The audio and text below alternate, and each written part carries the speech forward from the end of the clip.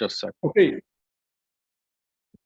Hi there, everyone. Welcome to a Vauld Creditor Town Hall put on by creditors for creditors. I'm Bill Dorfeld. I'll be the host. We have a number of panelists, lots of names that you'll recognize, and we're going to share with everybody to get their feedback on the DeFi scheme. And then we're going to take it right away to David Kim, who will introduce himself. David is Executive Director of Korda Mentha in Singapore. Our top pick for liquidator, and we'll ask him to kindly introduce himself and set his qualifications, give us feedback regarding the DeFi scheme and liquidation options, and then take your questions. So that's the format, and what I'd like to do here to get us going, to kind of orient the discussion is very quickly start off with a very short prezo on some ideas. So give me 1 second, and I'll need for someone to kindly confirm that you see my screen. Yes. Okay, great. So let's go. So first, ground rules for today, everybody. Let's just treat everyone, each other with respect and have a quality discussion filled with facts. We have set aside an hour and a half for this discussion.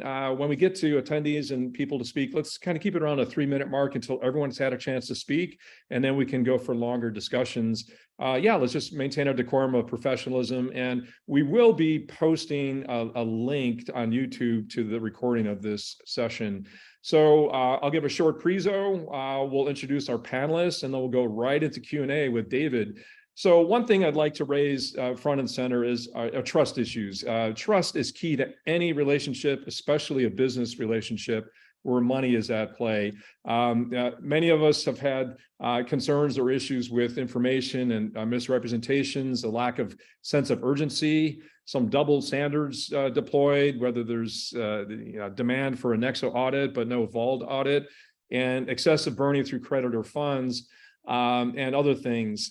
So I want others panelists to speak to their concerns rather than focusing on this, but just wanted to talk about some issues regarding governance, where we've been receiving lengthy affidavits with very little time to review and provide feedback, let alone submit a full legal affidavit response, and then issues of misrepresentations or false statements in documents, censorships and banning opposing views.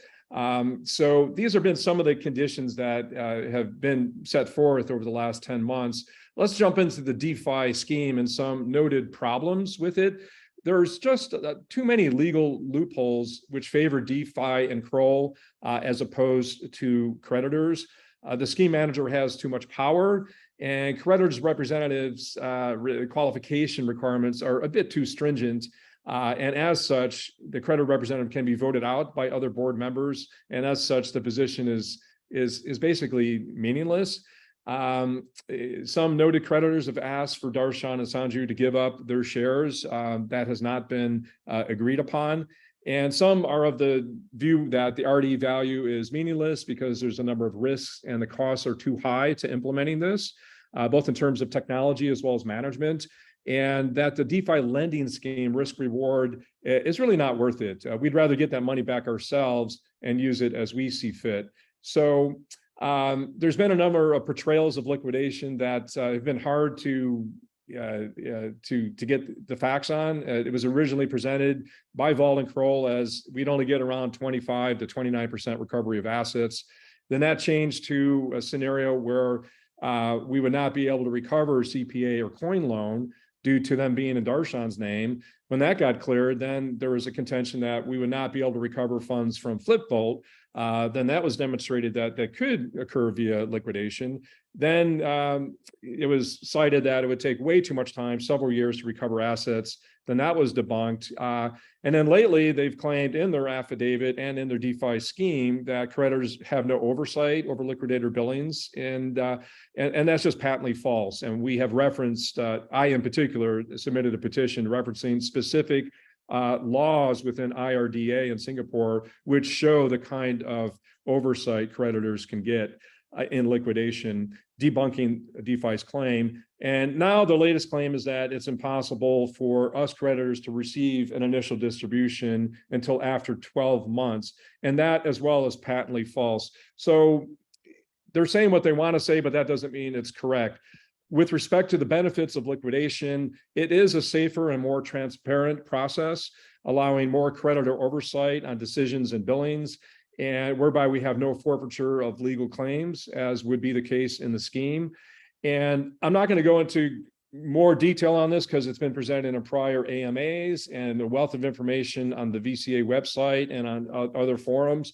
But in general, the numbers show that a winding up creditor-driven liquidation would be cheaper, simpler, and quicker.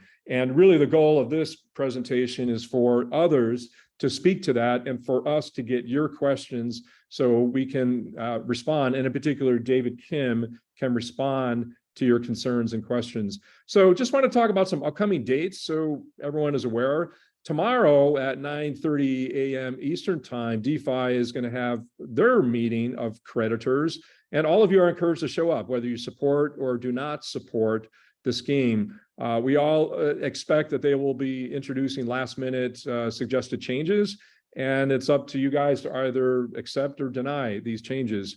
We have until May 15th to submit our claim if we have any disputes with Kroll Information Services. And then the vote will occur between the 24th and the 29th, a 5-day period where we vote yes or no on the scheme. Then by mid-June, they are to announce the results. And then if it's a yes vote, they proceed with the scheme. If it's a no vote, then is our understanding that the existing winding up application that has been submitted will be reviewed by the court, and proceedings will occur shortly thereafter. So I'd like to now open it up to our fellow panelists for them to introduce themselves and state their ideas about what they like or dislike regarding the DeFi scheme. And after which, then we'll go directly to David Kim of Korda Mentha to get his feedback. And then we'll open it up to you guys to have you ask some questions. So I'm going to go ahead and get out of this and turn off screen sharing, and like to open it up to let's go ahead and start with Johnny. Johnny, would you mind giving us a brief overview of your credentials and state what your position is on the DeFi scheme? Yeah, sure, Will. Look, I'm Johnny Edelman. Some of you may have read the Vauld affidavit a few months ago to try to sort of underscore some of the issues with both Vauld and Kroll's scheme. I think there remain, while the scheme has improved undoubtedly from the first draft, and obviously I worked quite closely actually with Jason in terms of improving that scheme. That was more on the sort of mathematics around the scheme and the sort of distribution mechanism, and I think there still remains some quite major issues from a legal basis. My background is a financial mathematic background. I started at JP Morgan in 2006. So I've got almost 20 years experience across JP Morgan, Goldman Sachs, Deutsche Bank. Currently work for a hedge fund in Asia, where I co-run a $3 billion portfolio. So I have a reasonable, I'd like to think a pretty strong expertise in issues of sort of financial statements, insolvencies, creditor return, etc. And I think for me, just to conclude is I think there are major issues with the when we're talking about the recoverables and we're talking about incentivization. Kroll's incentivization is to have the scheme approved, and that's when they receive their performance fee. And after that, the fees are actually getting fairly reasonable. I think they're very much in line with the liquidator. But the problem is, and it's already been alluded to in some of the previous town halls, I don't have a great degree of confidence that they will actually go for the full recovery of the counterparty A loan. It's in Darshan's name, as we know, and not in DeFi payments. And I'm very concerned that Darshan might do a deal where he takes 60 cents in the dollar, which is not a deal that creditors would agree with. If counterparty A is solvent and able to repay, we want 100% of the loan repaid. And I don't see there's a great sort of ability for creditors once, if they were to vote for the scheme. I think there's significant issues around our ability to have any recourse in that event. I don't see that being prevented in the scheme in its current guise.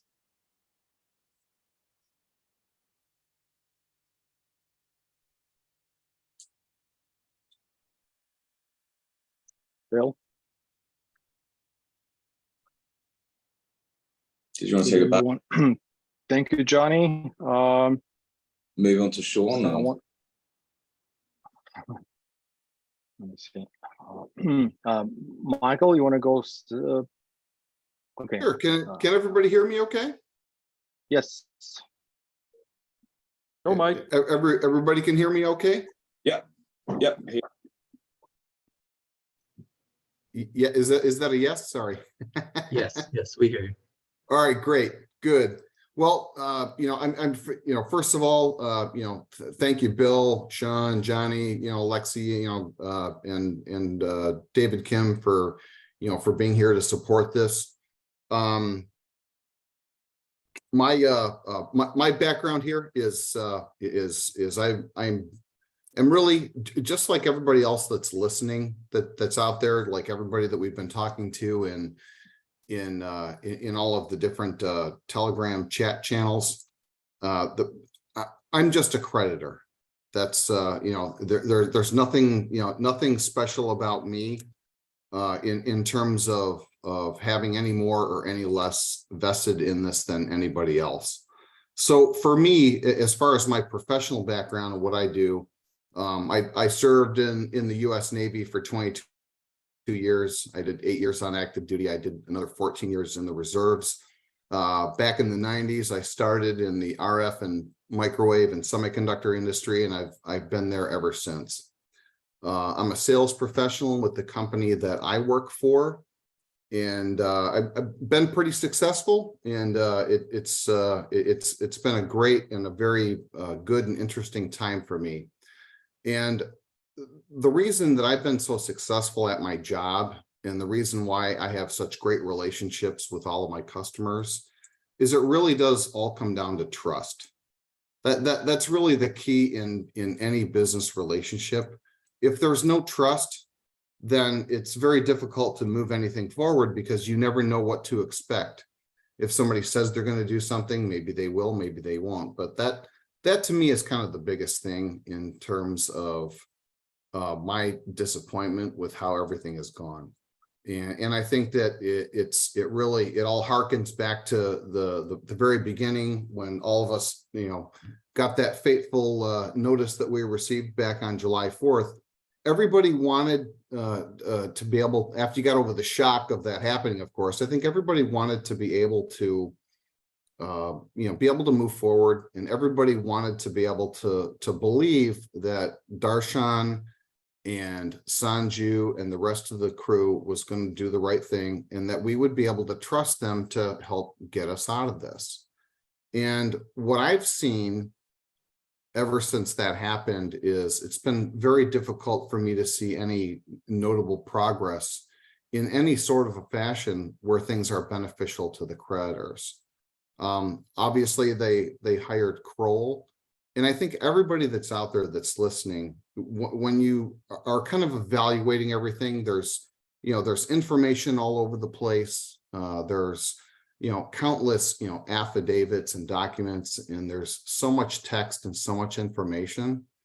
But I think that when everybody goes back and looks at everything, that's the main thing that you have to ask yourself when you're going to cast your vote is, do you really have that trust in the current management team and in the people that are running things and have been running things? Do you trust that they're going to do what they can to return as much money to you as possible? And that's the other thing, is you shouldn't be made to feel like you should have to beg or ask for something back that's already yours. It's not their money, it's yours. And the reason that it got locked up in the first place, and the reason that we've had so many problems, is not because of anything that you've done, it's because of the way things have been run. And every time that we've asked for, for transparency, we've asked countless times for, for audits and things that would allow us to kind of move back a little bit more in their direction to have that trust. That is simply not there. And that's one of the reasons that I've been successful in my business, is because my customers know that they can trust me. I might not always be the smartest guy. I might not always have all the technical answers, but the people that I work with as my customers and as my business associates know that they can count on me because they know my reputation and I've earned their trust over time. So that's the big thing. And of course, that dovetails with something that I've already mentioned, which is transparency. And that's something that's been sorely lacking in the entire process. And the last thing for me is expediency. And with expediency, I think that we were hoping that we would have something by now, but we've gone through several iterations of different schemes, none of which have borne fruit. So, I guess to all the creditors that are out there, kind of figuring out what you're going to do or what you want to support, ask yourself, who you can trust. Ask yourself if you really have been treated fairly and with respect in terms of the company sharing things with you that you think that they should. And then ask yourself after almost a year if you think that we've seen a lot of progress. So for me, the decision is a little bit simpler. If what we've been trying to do hasn't worked up to this point, I think it's just a common sense thing to say that it's time to try something new. I don't want to be a Vauld 2.0 venture capitalist, and I don't want to invest in a new business. And it's not about wanting to get back at anybody. It's not about wanting to wanting to have any ill will or ill feelings towards anybody else. I want the same thing that all of you want. I just want to get my money back. And after looking at everything, like I said, in my business, I might not always be the smartest technical guy, but my customers know that they can trust me. And I think I have a fair amount of common sense. And common sense dictates to me that probably the best way to move forward is to try something different. And I know that liquidation, creditor-driven wind-up liquidation has been painted in a negative light by Kroll and also by Vauld, but that's simply because they don't want to relinquish control. Through a creditor-driven winding up liquidation, that returns control back to you, back to the creditor, and it allows us to move forward, I think, in a much more expedient fashion. So as far as background, there you have it. I'm a pretty open book. Apologies with the login here. I look exactly the way I do in my Telegram channel. You just have to add a couple of years to that picture. So if we're able to do another one of these, hopefully things will work out a little bit better. Everybody will be able to see me in person. But I think that for me, that's pretty much it. Awesome. Michael, thank you so much. And thank you for being such a calm voice of reason and the endless explanations you do out there to help fellow creditors to answer their questions calmly, succinctly, and respectfully. So much appreciated. You're an asset to the whole community. Thank you so much. Well, thank you. I appreciate that. And I think that that's the other thing too. And again, I don't want to hijack any more of the session, but I think that that's really all that it comes down to, is that we all want to be treated with respect, and we all want to be treated the same way. And there isn't any of us, regardless of the amount of money that you have on the platform, whether it's a lot or a little.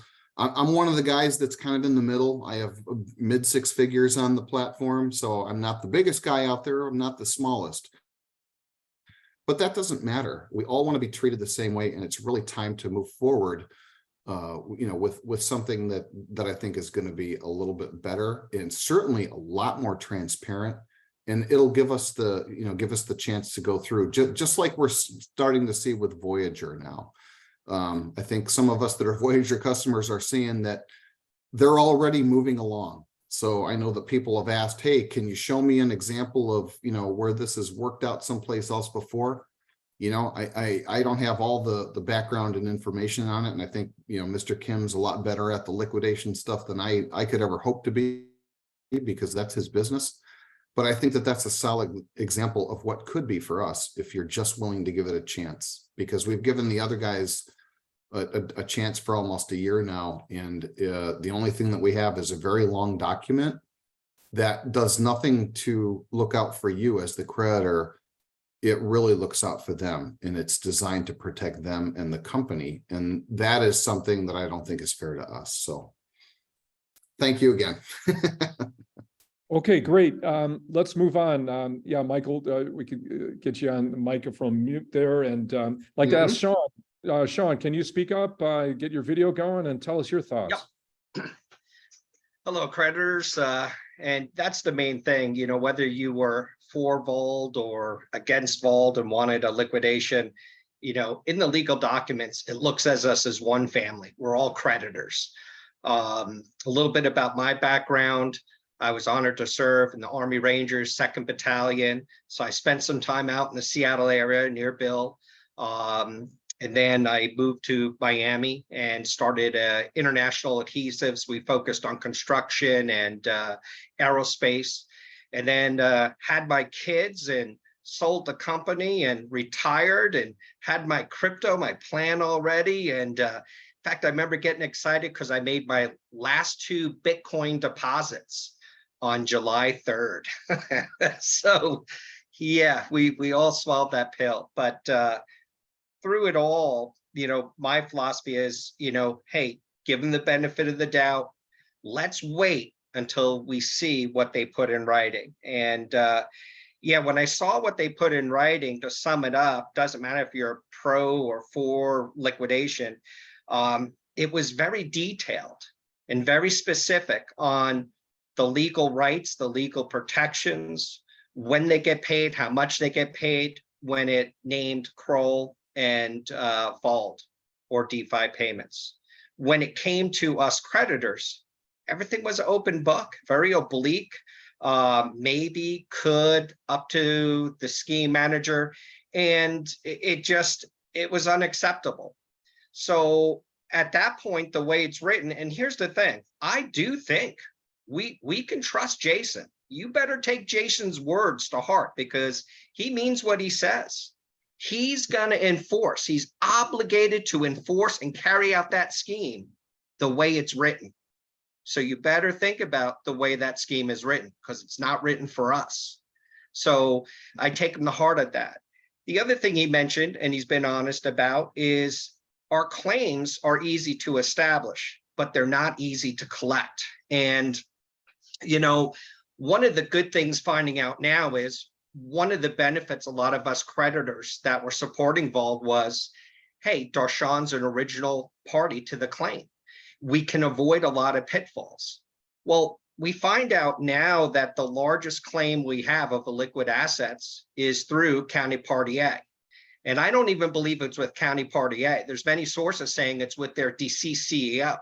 And that's why you got County Party A, Amber Group, who supposedly it is, their CEO is denying they owe any money to Vauld, because their CEO did the same thing as Darshan. They did it in their names. They basically did a swap loan. So if you look at $175 million on June of 2022 was given to CPA in return right away. And that was between the custodialship of Darshan and the CEO, because with Amber Group denying it, I believe they're thinking their deceased CEO did it, and hey, we didn't sign it. So now you have a loan that gets reciprocated back, and that loan was made out to Darshan, not Vauld. But yet, in the second listing of that loan, because they first list that loan for 42 million, but then when they actually list it with the scheme, which has more legal teeth to it, they say it's only 35 million. But in the scheme, they try saying it was a loan made to the company, but it wasn't. It was made to Darshan. And then, you know, one of the things I look at is, okay, this money exists. Where is it listed in the financials? Where is it showing us a credit? Because they showed corporate assets as 0. If they had 45 million or 35 million, they wouldn't have to have been draining our funds during this whole process. So, but it didn't show up there, but they showed it up at the same time as a liability, you know, or a liquid asset. And then they showed the loan as also a liability against that asset. But there's $45 million of our, or $42 million of our cash floating out there somewhere.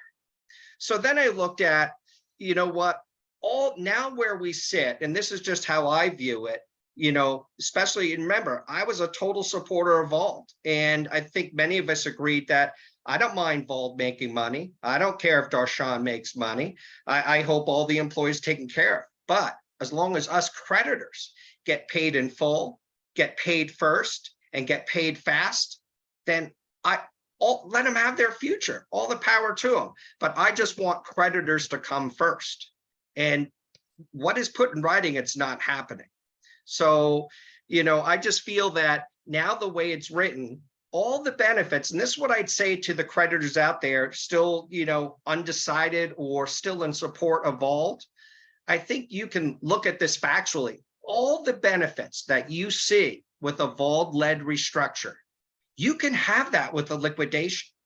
You can have that guaranteed, because if you look at the last couple of pages of the submitted scheme, Kroll says they are not legally, you know, they can't be held liable for the scheme if it fails, because they didn't do an audit. They're relying on information provided to them and it, you know, to be true, but they can't guarantee it's true. They can't guarantee anything because there was no audit done. So really now we got to look at what are the benefits we can get with a liquidation that we cannot get with a Vauld-led restructure. One of the things that I see is we can get a clawback. See, I asked Jason if he would do one. I asked, why are you guys going from June 15th withdrawals? Can you go back just to May 1st? I didn't even say January 1st of 2022. But he said, no, that's a nothing burger. We're not going to do that. It's like, that's if we had a liquidator, they're legally obligated to investigate and do that. So right away, we know, besides everything else, there's $45 million floating out there somewhere that we don't get access to unless we do a clawback, because nobody's talking about it and they're not bringing it up. So that the next thing to look at is, it really doesn't matter now that Darshan is the direct party to the claim, because the claim's already been justified. It's already been accepted by arbitration. We're not in a bankruptcy court where they're going to fight that claim. It's already been established. So whether we come in to get that claim as a liquidation or Darshan does it, it makes no difference. But there is one benefit for us maybe coming in as a separate class of creditors. A lot of times the courts, and I'm not a lawyer, but for years I've worked with lawyers, you know, doing international financing, and especially with bankruptcies and liquidations, I've had to chase a lot of the people that owed me money. I learned a lot, and it's a very slow, wary process. But one of the things is, what they look for is when you go to any court, especially a bankruptcy court, and you're looking for remedy or justice, if you have dirty hands, like there was some illicit done, like maybe you're doing private loans back and forth to the company between your individual personal names, say of your company. When two parties go to court, a lot of times the judge can throw it out and say, listen, I'm not going to make you whole or restore you because you came in with dirty hands. You were doing something kind of fishy. But as creditors, we might be able to alleviate that by coming in and saying, hey, we were victims too. He did it to us. And that's only if there was, maybe he didn't do anything wrong. We don't know, but we're not going to know this. And it just seems like with the non-disclosure agreement, we might never know this. But I think the only way we're going to get access back to these funds is with a liquidation. And then the other thing is, you know, everything is, you know, pass the bill first, and then we'll let you read it. You know, that's the scariest part coming up, is basically they want us to vote yes, and then it's so leeway. We're not going to find out how this thing really works in detail because they're not doing the audit until after we say yes. That's when they're going to do their final audit. And that's when Kroll can go, oh, well, what was actually said in our scheme, and then now we did the audit, there's different. We got to make a whole bunch of changes. We're going to need more money. all that's possible. Or it could go perfect. Listen, maybe they're financial Einsteins and everything goes perfect. That's okay. That could happen too. But, you know, technically, it's not a good situation for us. So, you know, and then with the creditor's representative, yes, that was our saving grace. If we can get a creditor in there to have 100% no veto, that would alleviate a lot of the challenges with the scheme that they proposed. But then if you notice, requirements for the CEO, there are none. Scheme manager, they already have it picked out. Board of directors, really none. You know, tabulator, none. But when you look at all the requirements they put in for the creditors, the representative, I mean, it was like, you know, it was crazy. That person has to be almost more qualified than Jason. And the thing is, we got a lot of great creditors that have world experience, business experience that can do this job. But I think, you know, what Michael said, it comes down to trust. And, you know, imagine if the COC, Council of Creditors, imagine if that was all corporate, you know, business affiliates of Vauld. How fair would that have been? Of course, it would never have been accepted. A COC council had to be creditors. Doesn't it make more sense that a creditor has to serve as the creditor's representative? And, you know, I asked Darshan to commit to this, and they won't. They say they will accept.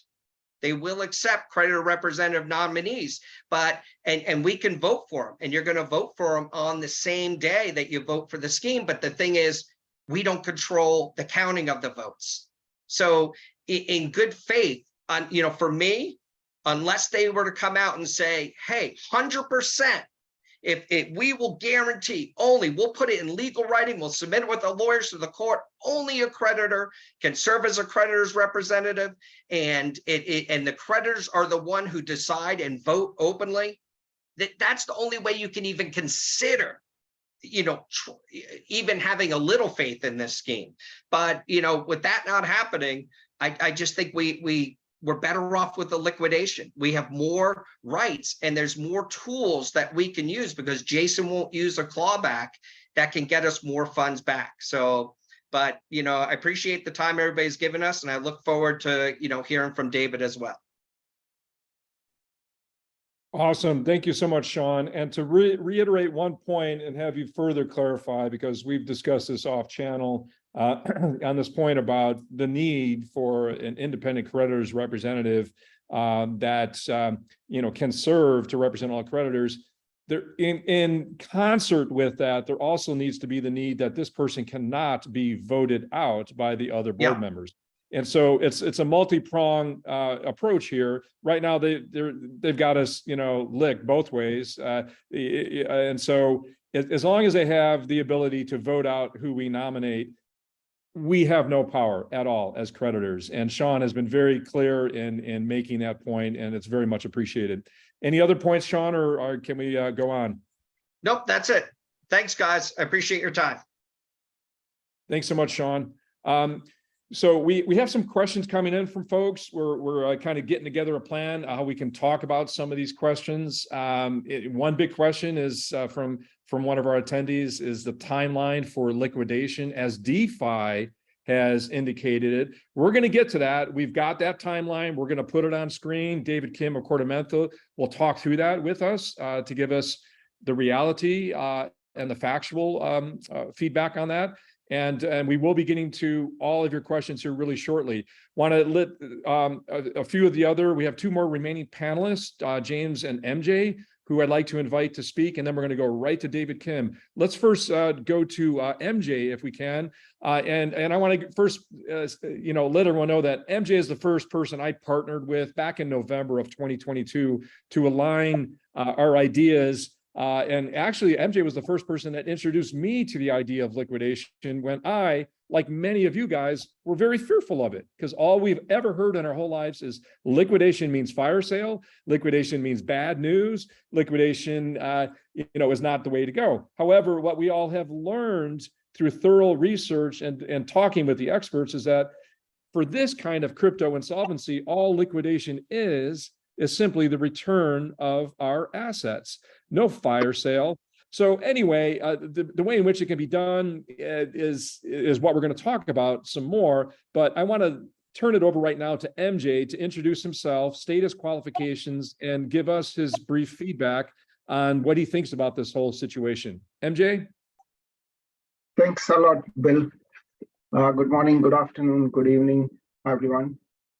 I'm MJ. My background is in financial banking and IT experience. I also have startup experience. I have a good knowledge about bookkeeping and I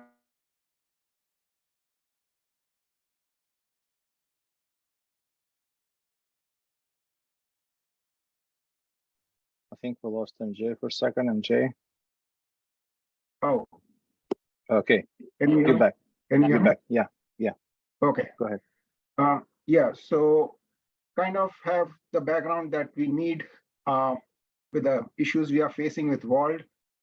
So when the company, announced on July 4th, the restrictions on the withdrawals, I was looking into what's exactly going on, and there was only two options left for the company. One option was to inject new capital or an acquisition. So they had proposed the Nexo acquisition, and that's why I was interested in moving forward. Otherwise, there was no reason for approving the moratorium. And I will explain that. Because according to me, Vauld was a failed startup.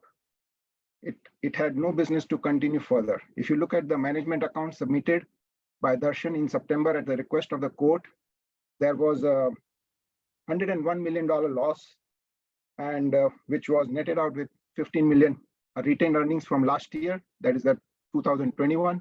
So there was a net loss of $86 million. And if you look at the $101 million loss, 94 million was, all the trading losses, the Terra Luna losses, the 4.5 million software bug, whatever, they have filed in the affidavit. And there was also a $7 million operating loss. What does that mean? Vauld was operating as a loss company. It was a loss-making startup company. There was no working capital left. They were using creditor funds to run the company. So there is no business for them to be in business. That is the simple story. They cannot operate the business. If you look at the bankruptcies right now of Hodlnaut and Zipmax, which David Kim can confirm, the main dispute point is the working capital, injection of capital to make the firm operate as an operating business. Vauld does not have that. So there is no reason for Vauld to restructure and work as an operating business using our funds. Okay, we are not venture capitalists. The judge has explicitly said in the Hodlnaut case that the court is not a venture capitalist. They're not going to invest the money in a failed organization.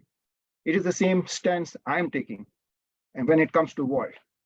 And that's when I started looking into it.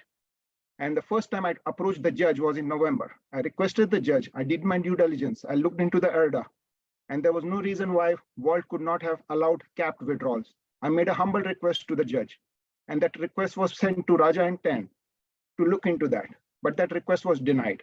I was facing financial difficulties and I needed the liquidity, but they denied it. And my request was not just for myself. It was not a hardship withdrawal request.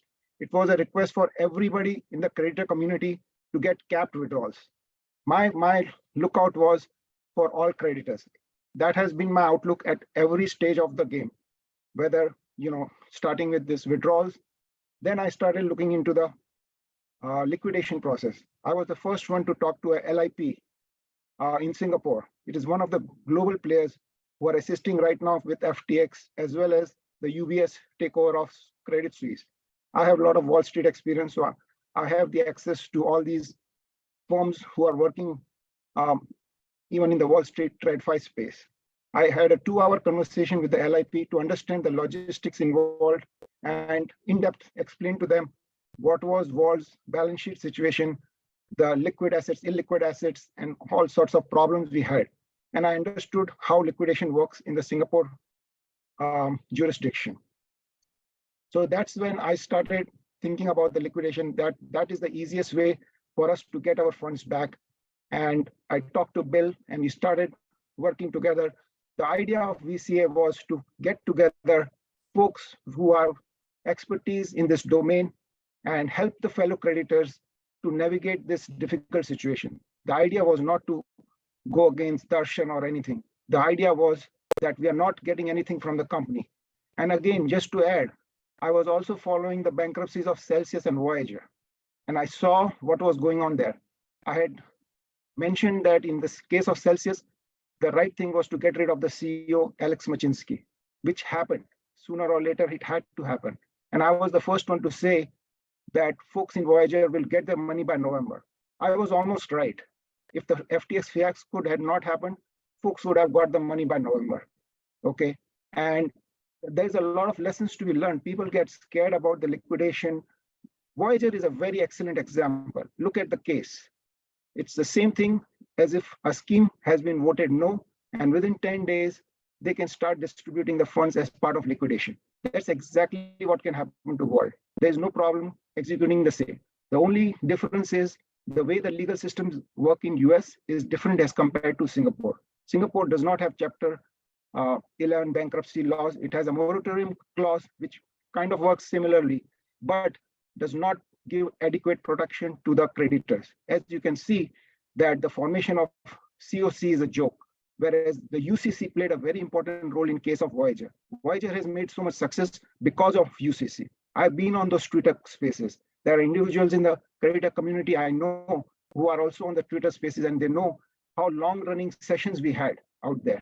So I gained a lot of knowledge, and that's where I'm coming from. This is not just bookish knowledge or somebody who's just picked up. I have a lot of stake in the Vauld platform. I'm one of the top 10 creditors. I got a lot of skin in the game, and I'm looking at the good of everybody.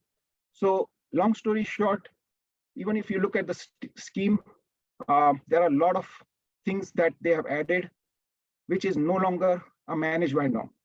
In the affidavit, it was mentioned by Darshan that this is a managed wind down, which is also known as company managed liquidation. I was fine with that if they did it in the true spirit of liquidation, but the company is not doing that. They have introduced RDA, they have introduced the new startup, which is, according to me, a conduit to use our funds for I don't know how many years and unlimited use of our funds.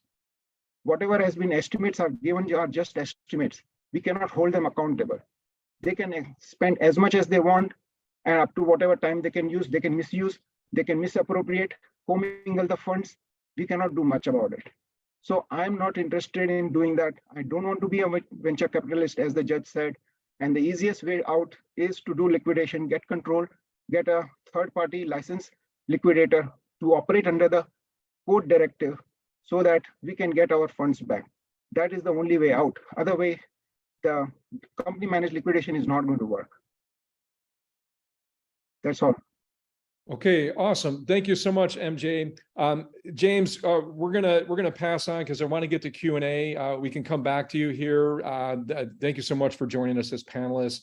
We have about 9 or so questions that have been submitted via chat. We want to get to those right away. We want first to David Kim to introduce himself, state his qualifications, give us a brief overview of his knowledge in crypto insolvencies, state his understanding of how liquidation can benefit DeFi creditors, and then we're going to immediately turn it over to all of your questions. Thanks for your patience. David, go ahead, sir.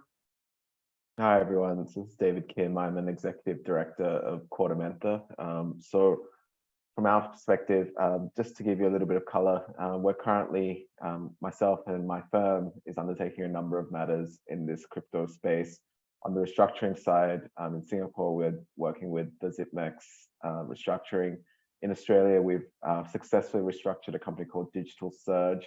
We're the appointed administrators of FTX Australia.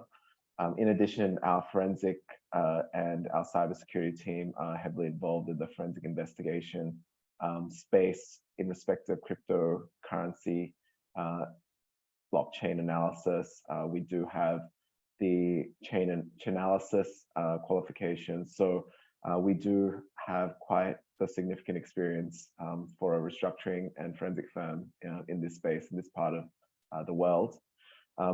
I guess from my perspective, we had previously provided a proposal in respect of how a liquidation would look in this situation. Our view is that the managed wind down process can largely be replicated through a liquidation appointment. So the key points that I guess we've wanted to raise, it's really around the roles and powers of the liquidator. So firstly, the liquidator is appointed by the court. So we are an officer of the court. We are overseen by a Singapore statutory department called the official receiver, and we do have statutory duties to the court and to the creditors. A liquidation does not mean that it's going to be a fire sale of assets. We would aim to maximize and get the best value for the assets so that the returns to creditors is at the highest. We can independently assess what assets are available. In terms of these illiquid assets, we are empowered to pursue those claims as well.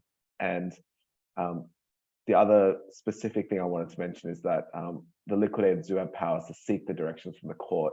So any matters that does cause contention potentially in the liquidation ultimately can be taken to the court, and obviously gives creditors some sort of guidance as well, and some sort of assurance that ultimately it is not just the liquidator unilaterally just making decisions, but the court, I guess, quote unquote, blesses those decisions. And there is a concept of a committee of inspection. So creditors may be elected to a small group called the committee of inspection. The committee of inspection's role is really to provide a consultative role to the liquidators. So essentially any decision that the liquidator makes, we would more likely than not take it to the committee for their feedback. Whilst we don't have to strictly follow exactly what the committee wants, it does provide a sounding board to the liquidators on the various steps that a liquidator may contemplate in undertaking during the liquidation. Lastly, in terms, I think one of the questions comes down to the fees. So in a liquidation scenario and under the Singapore legislation, there are essentially three ways that a liquidator can be remunerated. One is an approval by the committee of inspection. If there is no committee of inspection, then the general body of creditors. And in this situation, just to keep in mind, it is a vote that is both in number and value of creditors who have to vote in favor of the resolution for the liquidator's remuneration. And then the other option available is the court will be able to assess the liquidator's remuneration and provide their approvals to the remuneration. So there is quite a lot of oversight in respect of the fees and remuneration. It also then incentivizes the liquidator to make sure that everything is being done in the most efficient manner and as quickly as possible, because our incentive is obviously, if we want to get paid, we need to obviously show that work has been done to justify the fee being asked. So that's really just a quick overview from my end. I think that there are some questions. I think I can delve into some more points. Bill, if you want to start with some of the Q&A questions. Yeah, excellent. Thanks, David. Let's go right into Q&A, folks, and thanks for your patience. And now it's all about you folks asking questions, where a number have been chatted in, and we can either directly go to those, or we prefer to allow you to speak via the microphone. So Alexa, you would coordinate that. Could you please take the lead on that? And we could start with, Bob has a question regarding the timelines at page 104 of the explanatory statement.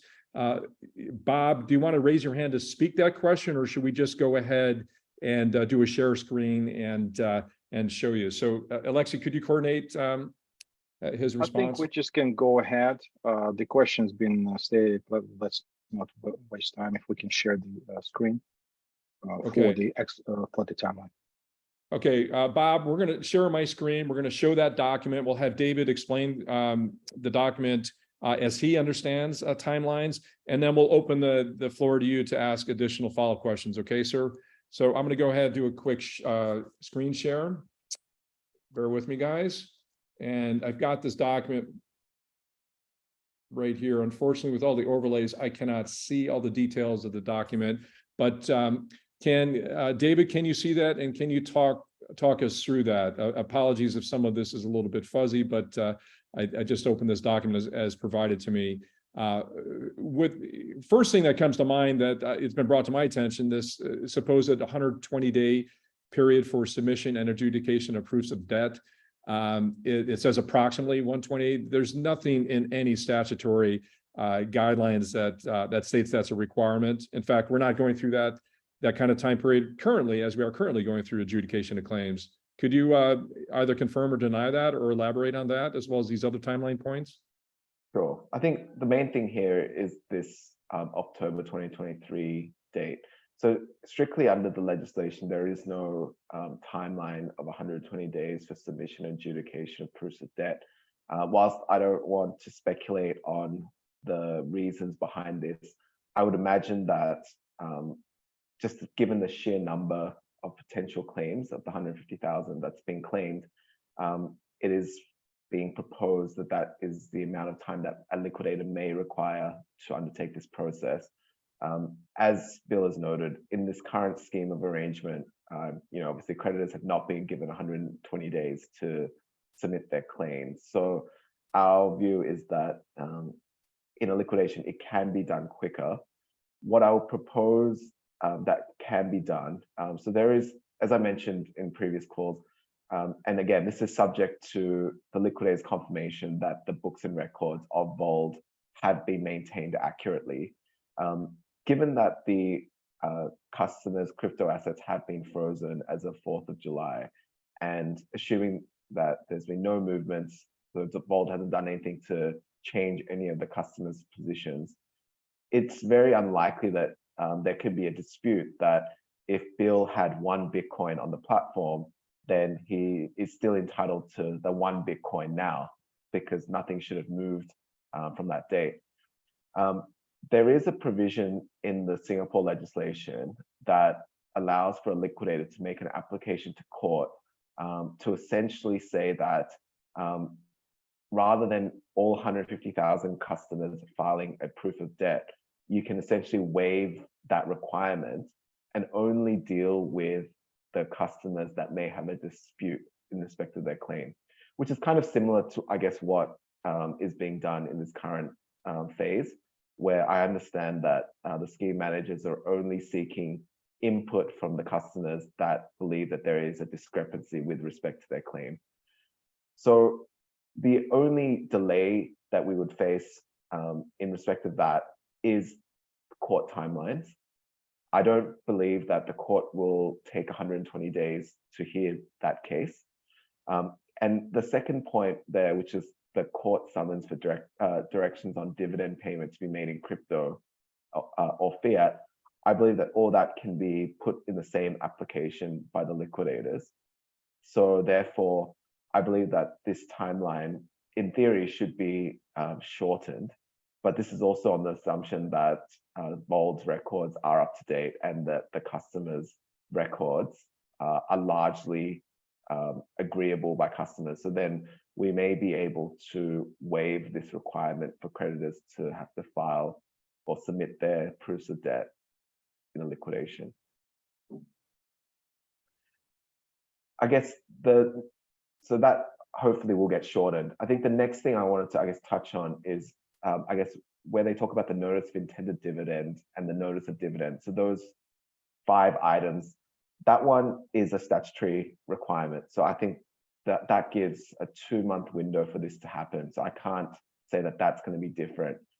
The one thing that I would comment on is that I think they've said that it's going to take from December 2023, when the notice of dividend is issued, to then the dividend payment taking 3 months. Again, our view is that all of these items should be done as concurrently as possible. So what we had proposed in our proposal is that when we are appointed as liquidators, one of the ways to save costs is we've worked with a third-party custodian who is able to take control of the crypto assets, and therefore this may negate the need for the Vauld platform to remain in existence. So essentially, from their perspective, they are able to transfer all the cryptocurrencies onto their custodian platform. It is insured once it is on their platform. And there are services that they can provide in order to assist the liquidators.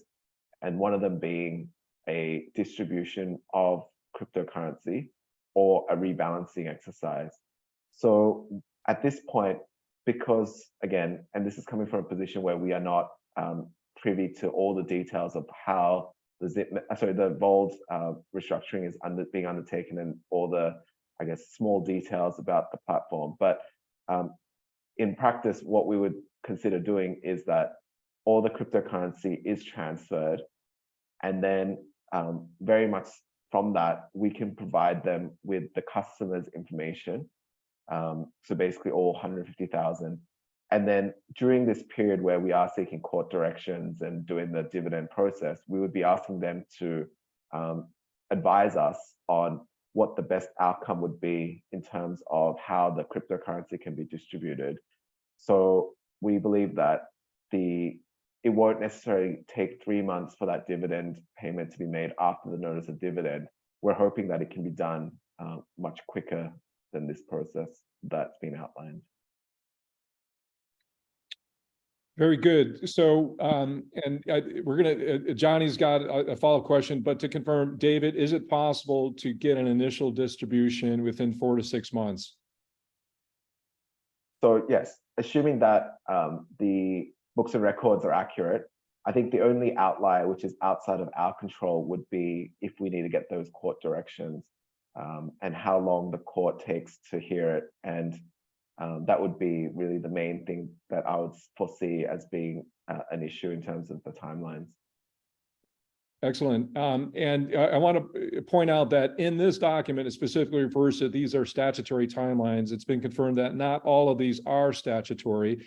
I will also point out the email that Darshan sent us all a couple of days ago refers to this same document, but qualifies it as operational and statutory timelines. So he's further kind of wordsmithing, and now we are seeing that some of these are operational based assumptions, and that means there's lots of leeway. Johnny, did you have some points to contribute? Yeah, I just had some questions for David. I think questions that are sort of on creditors' minds. The first one is with reference to the adjudication of claims, which is obviously the largest part of that timeline, as you sort of noted, and you did say like 120 days is probably quite long, and you could do it in a shorter time frame.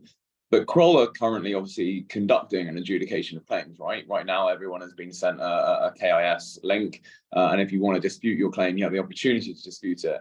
So my first question is just whether Korda Mentha would be able to, if the scheme is voted against, and therefore the company therefore by definition goes into winding up, and a liquidator were appointed. If that liquidator were yourselves, Korda Mentha, and you came in, would you not be able to use the work that Kroll has already done, that the claims have already been adjudicated by a licensed insolvency practitioner in Singapore? Would we not be able to use that to sort of effectively almost bypass that stage, given that claims had been adjudicated and any disputes raised? And then the second question is in regard to the distribution of funds. Like you talked about sort of transferring to a third-party custodian and they're being insured, etc. My question is sort of, if I have funds on the platform that's on the Vauld platform, is there a possibility, and do you think it's likely or not, that you'd just be able to maintain a couple of the Vauld engineers who might be legally required and obligated by the court to remain to maintain the software and to maintain the site and the platform, where creditors would be able to simply withdraw their funds via the Vauld platform rather than requiring sort of third-party services? I'd just like to hear your opinion on both of those questions, if that's okay. Sure. So on the first question, just in regards to the work that Kroll has already done, obviously from our perspective, that would help and it will create efficiencies. But from our perspective as liquidator and being independently appointed by the court, we can't fully rely on the work that's been done. So there will be some checks and balances that will need to be undertaken. But to the extent that that information is handed over, I think that would speed up the process a lot more, because if we know what the potential disputes have been and how they've been rectified, then obviously we wouldn't necessarily have to, or we can be aware of where potential issues may come up in a liquidation. But I can't, I can't fully rely on the work that was done by Kroll. I would still need to make sure that I do my own checks and balances in respect of what's being adjudicated. Secondly, just in regards to the platform and what the options are, of course, it is an option to the liquidator to try and maintain the platform. It will really come down to a cost-benefit analysis that needs to be done in respect of the cost to continue the platform and the cost of those employees.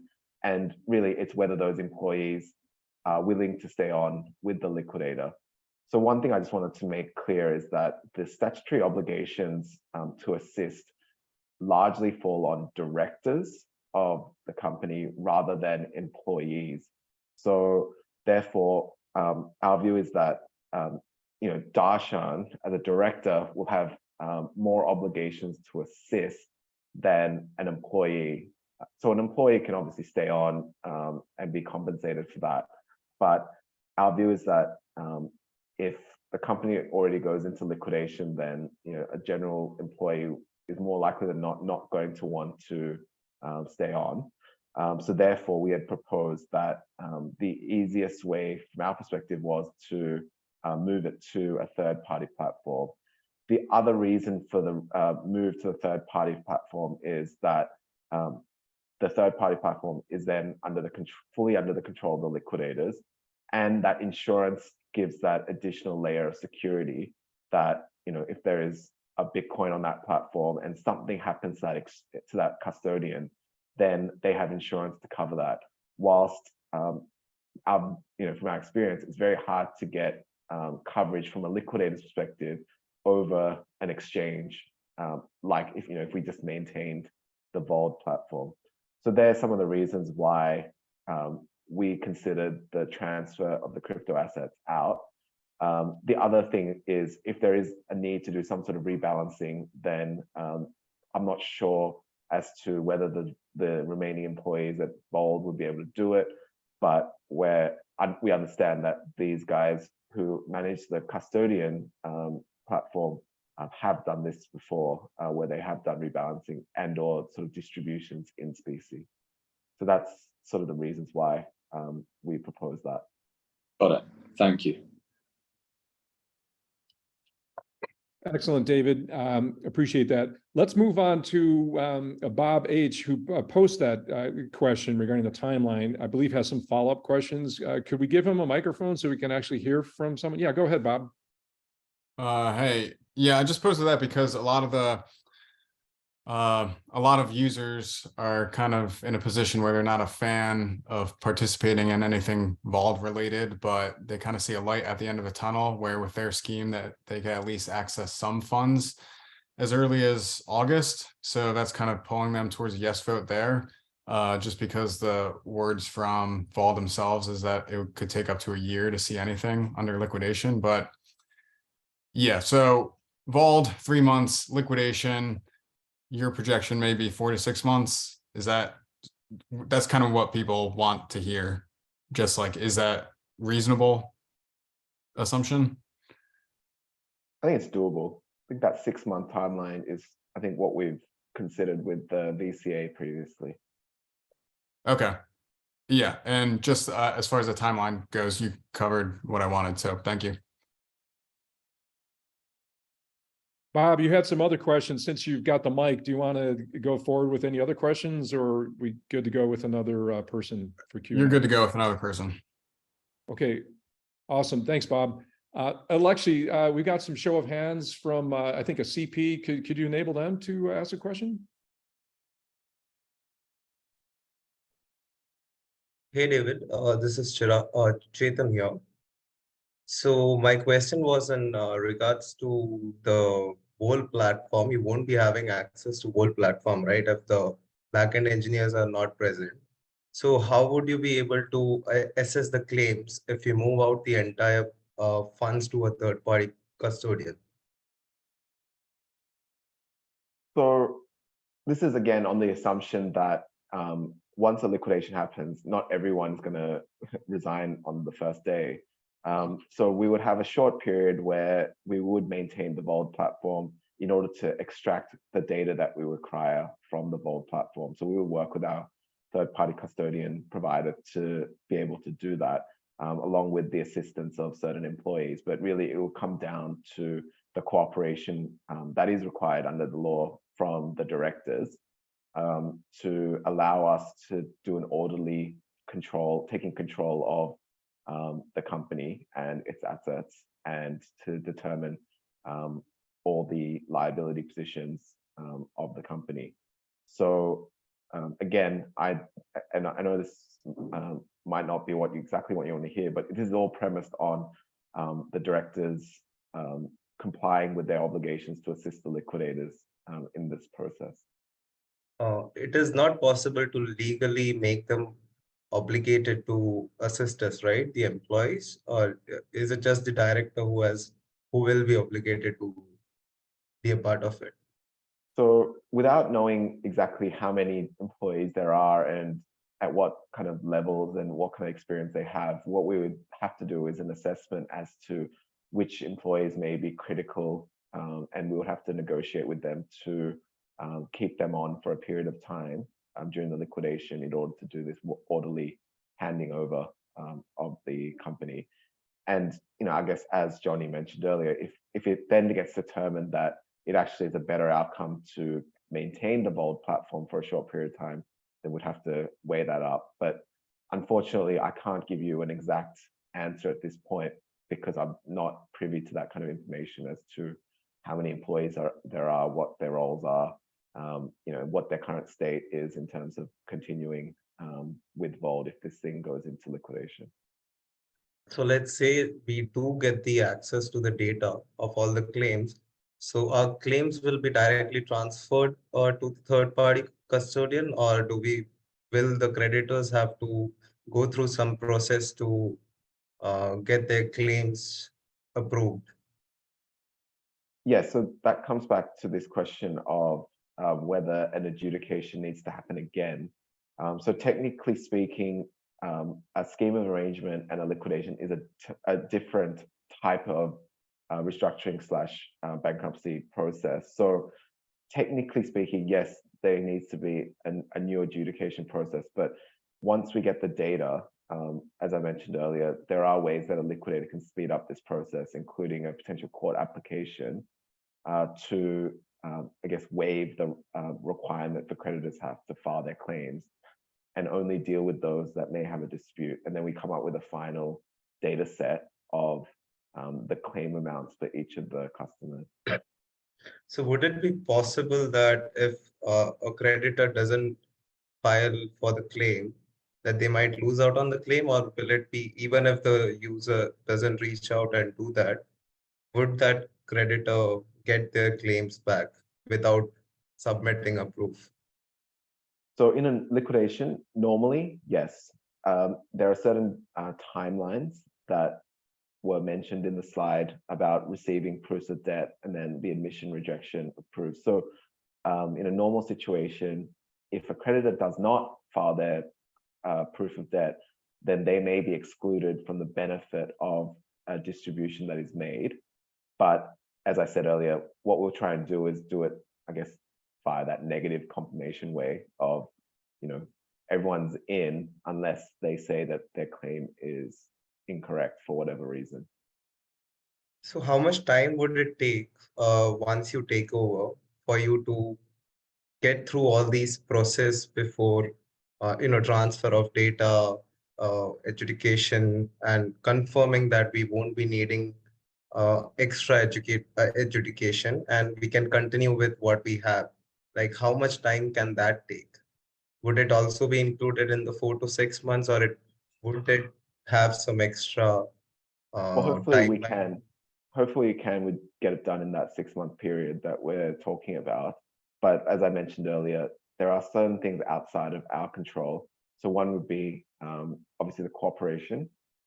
Secondly, it would be court timelines and how quickly the court can hear our application for this, and also any directions that we might need around being able to do this distribution via crypto assets, not in fiat. Got it. Thank you. That's it for now. Thank you, CP.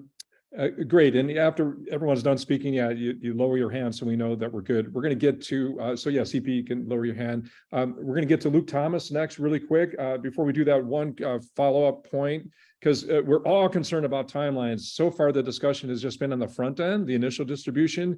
But can we first just take a brief moment to also talk about the back end, the timeline for getting back the illiquid assets, right?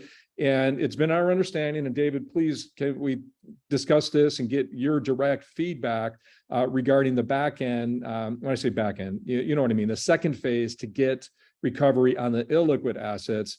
Is there anything that you see that would prevent the liquidator from having as timely, or if not more timely, recovery of the illiquid assets than Vauld themselves working with Crow? Is there any difference, pro or con, with respect to the liquidator recovering the illiquid assets in terms of timeline?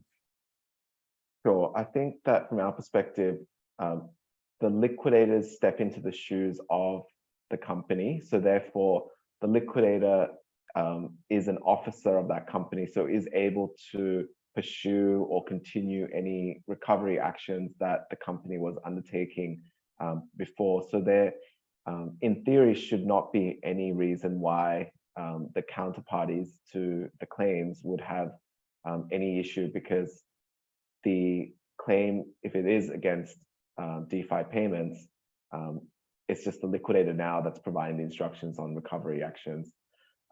Again, if it's, I'm hearing that certain claims may be directly with the director.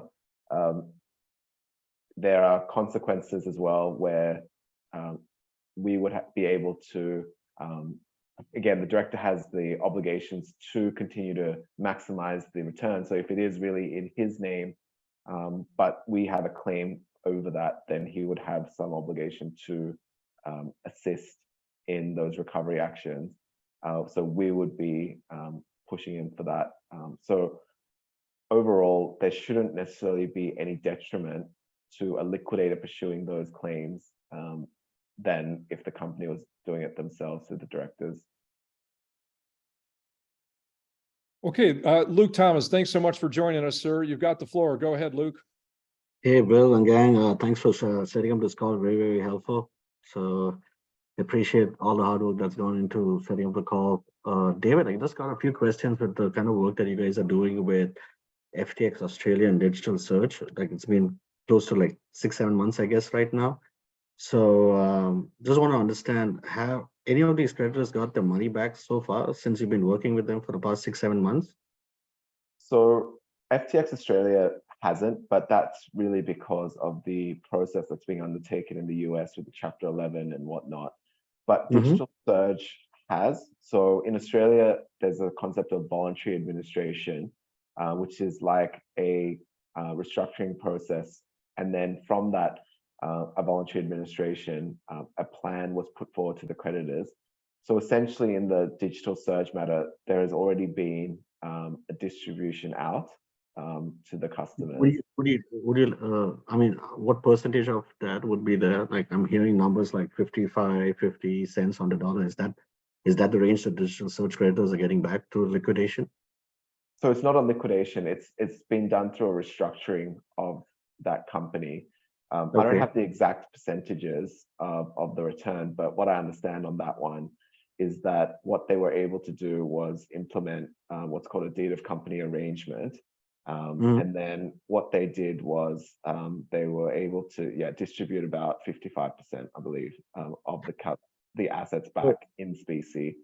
And then I believe that there are some milestone payments coming up over a period of time to try and get customers as close to complete as possible.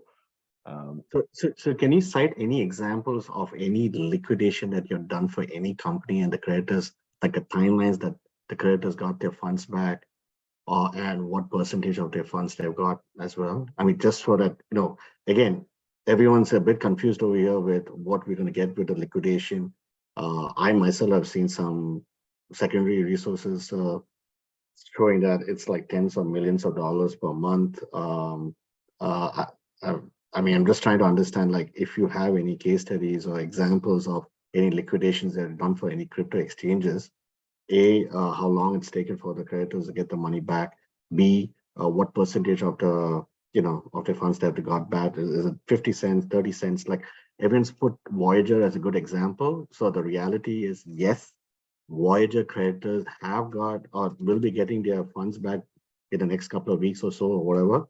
But the reality is they're getting only 36% of their funds back versus 70 to 75% if they had gone through a restructuring. I put that link in the chat room.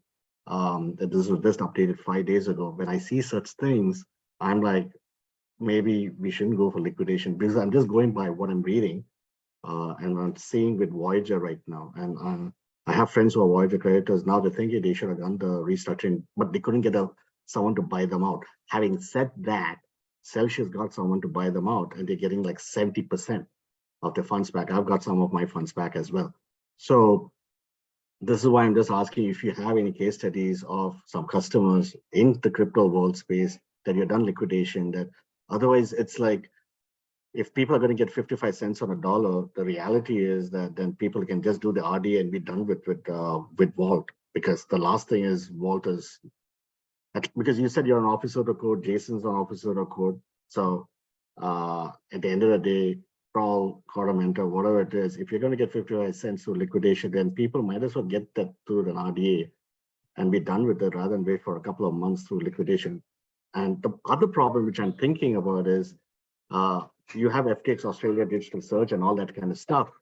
But the fact is, the problem is, the biggest problem we have with Vault is the fact that Darshan has parked this money in different countries around the world with different jurisdictions and laws and whatnot. And obviously there's arbitration going on, I think, with the CPA, and everything is in his name as well. So, and I don't know, or rather no one knows, to be honest, what's within those contract details with CPA, coin loan or whatnot. I think Philip had mentioned that there might be some settlement with coin loan by June 1st. They're going to make an announcement, apparently. That's what I'm reading in their Telegram group as well. But I mean, for everyone's sake, right? I mean, we're just trying to get some clarity and timelines, what people are really going to get back. And for me, it's very hard for you. I mean, I'm trying to figure out how you get, because the first thing when you said 3.6 million, I was just looking at your workforce strength, which I kind of found that was around 300 people versus Crawl, which has 5,000 people worldwide. Because I'm trying to figure out how, what's your global presence, your legal representatives and all that stuff. Because the last thing we want to do is we want you guys to come back and say, and which you have admitted as well, right, David? I mean, acknowledge and I appreciate that you're saying that unless you guys see the books and see the contract, it is very hard for you to ascertain what the cost will be like.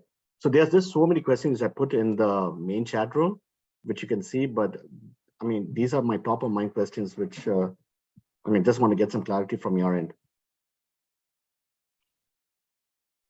Luke, can I just chime in just very quickly before, obviously I want to pass to David, but just very quickly on the Voyager thing, because I know some people have sort of mentioned that. And I think it is important when you're comparing like a couple of liquidations to understand the sort of like the facts that in the Voyager case, which a friend of mine had funds on the Voyager platform, and that total assets of 1.3 billion. So obviously it is a much larger case, so the costs are going to be higher as well. But also 650 million was 3 Arrows Capital, which is basically almost been written off, that essentially that amount. So effectively your liquid asset recovery was like 50%, which is obviously not the case in Vault. The liquid assets, if assuming counterparty A is returned, then you're talking about sort of like liquid assets more like 70%. So I think when you're sort of just talking about like the recovery percentage in the Voyager case at 36, I mean, I think that it looks low and it's concerning if you're reading about a liquidation, but you have to take into account the it's a percentage of assets that were effectively likely to be recoverable in that case, which is obviously slightly different. But I just wanted to add that in. Sure, but I'll sure. pass over to Yeah, I mean, He's and just to add to that, Johnny, the thing is that for me, right, what comes to me as a, so I was hearing the court cases, you know, the court hearings, the same judge is presiding over the Hodlnot case as well. The Hodlnot guys are literally pushing for liquidation, right? And the same was the case with Rev Law, right? Obviously, you guys were, you know, pushing for liquidation as well through Rev Law, which is fine, right? But for some reason, the judge is always saying, let's look at restructuring. The same thing he's saying, even for Hodlnot, right? Because the Hodlnot creditors, especially Algorand Foundation, which is the biggest, you know, creditor, is like saying, I'm done with this whole restructuring stuff. Let's go for liquidation. But looks like they still haven't got even a dime, though they're pushing for liquidation. And I don't know what's the outcome over there. But I get the feeling at times that even through our court hearing, where there was a strong case for liquidation, the judge keeps on saying, let's go and do the vote for restructuring.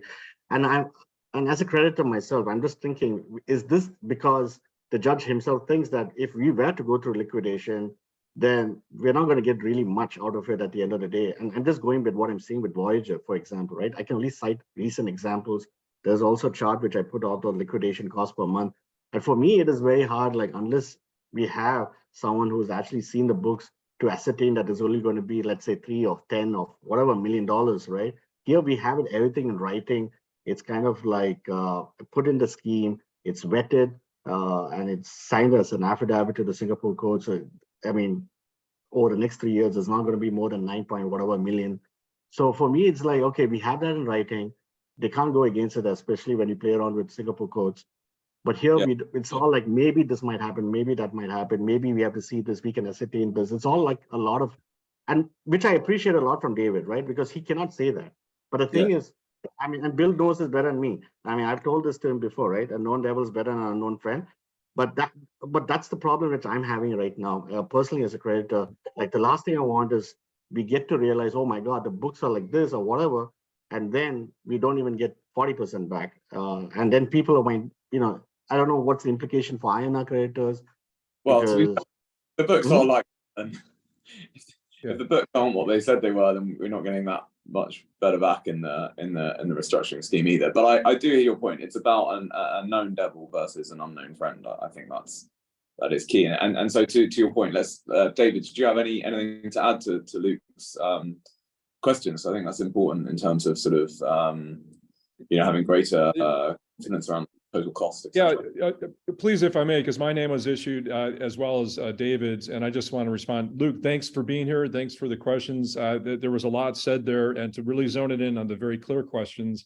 And you did say, like, there's a lot of what if, what about this, what about, but at the same time, you're positing that people will get a 55% return if they participate in the RDA. And we all got to be clear and honest, that is not guaranteed. Nothing's guaranteed. They might be guaranteed a 30% recovery.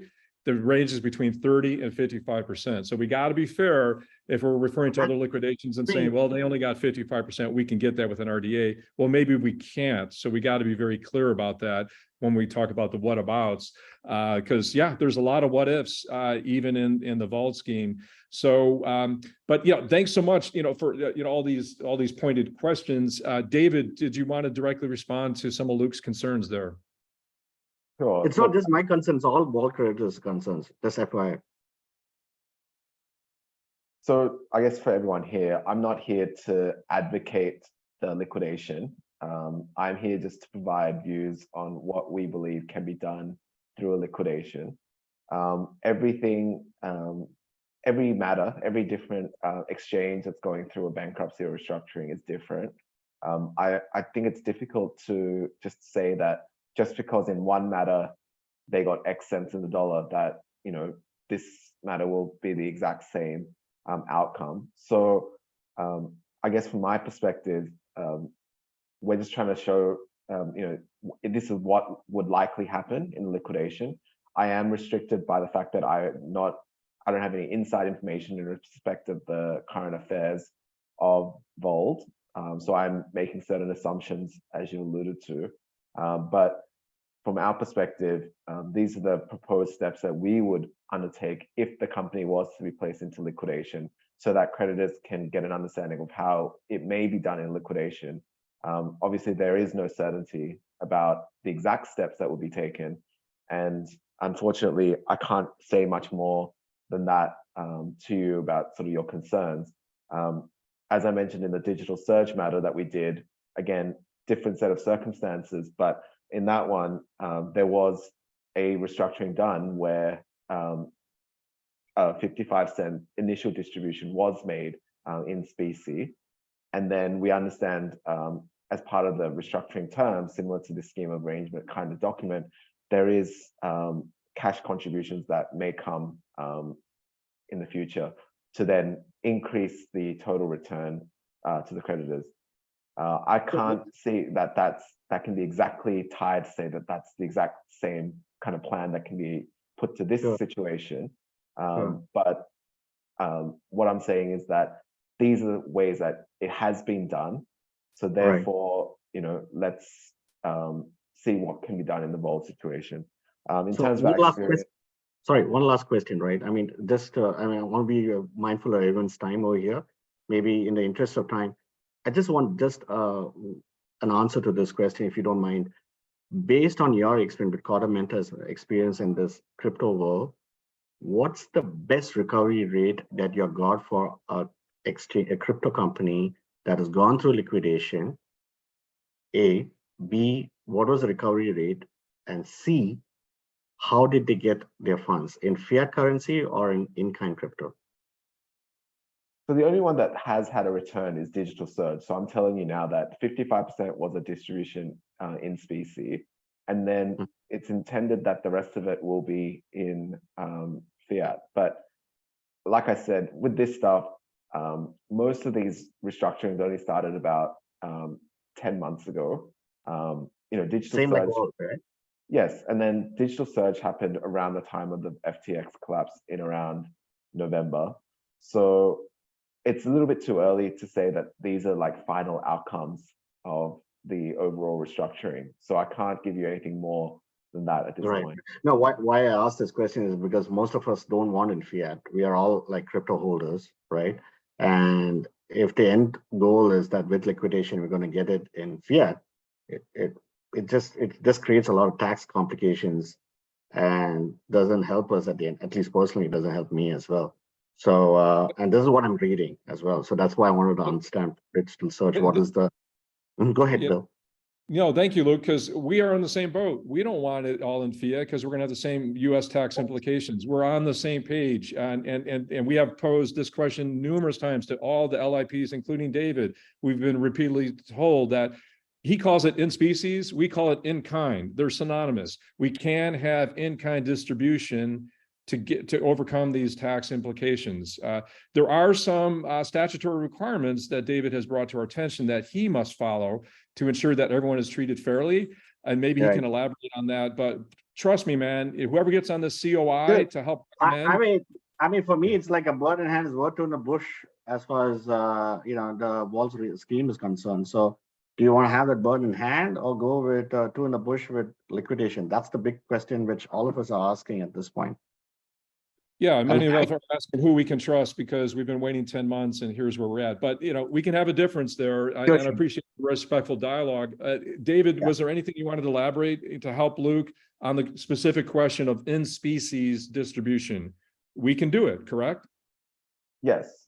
As far as from our experience, an in-specie distribution can happen. The only thing, as mentioned earlier, is that we would probably want the court's blessing on this, to say that, you know, if we want to do a crypto in-specie distribution, that they will allow such a process. But the courts in Singapore are open because there are a number of restructuring matters going through at the moment.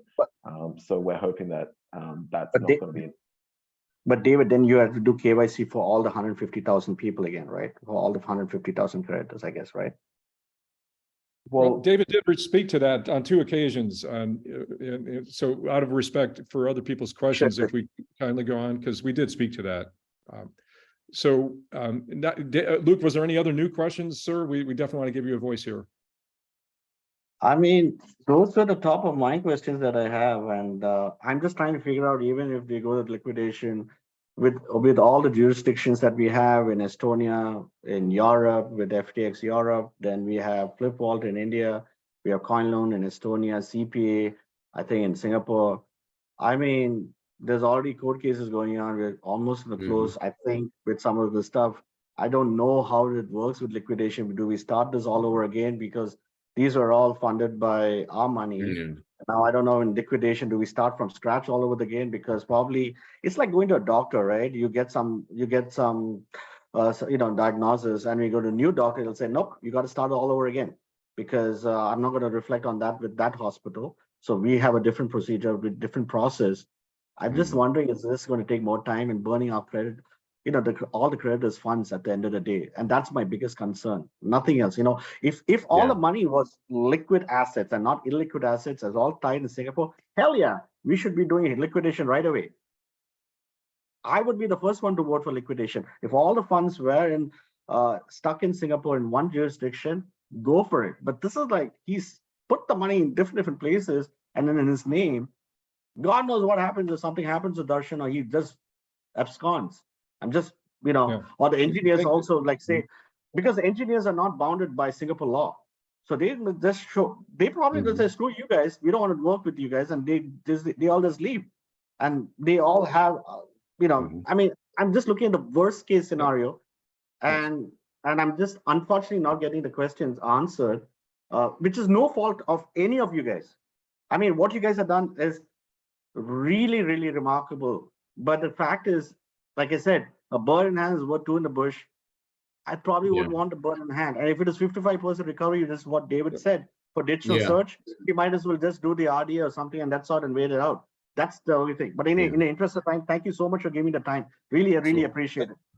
So I think is it okay if I make a quick comment on the bird in the hand versus two in the bush? Is that okay? Go for it, Michael. Good, great. Good talk to you, Luke. Yes, Michael.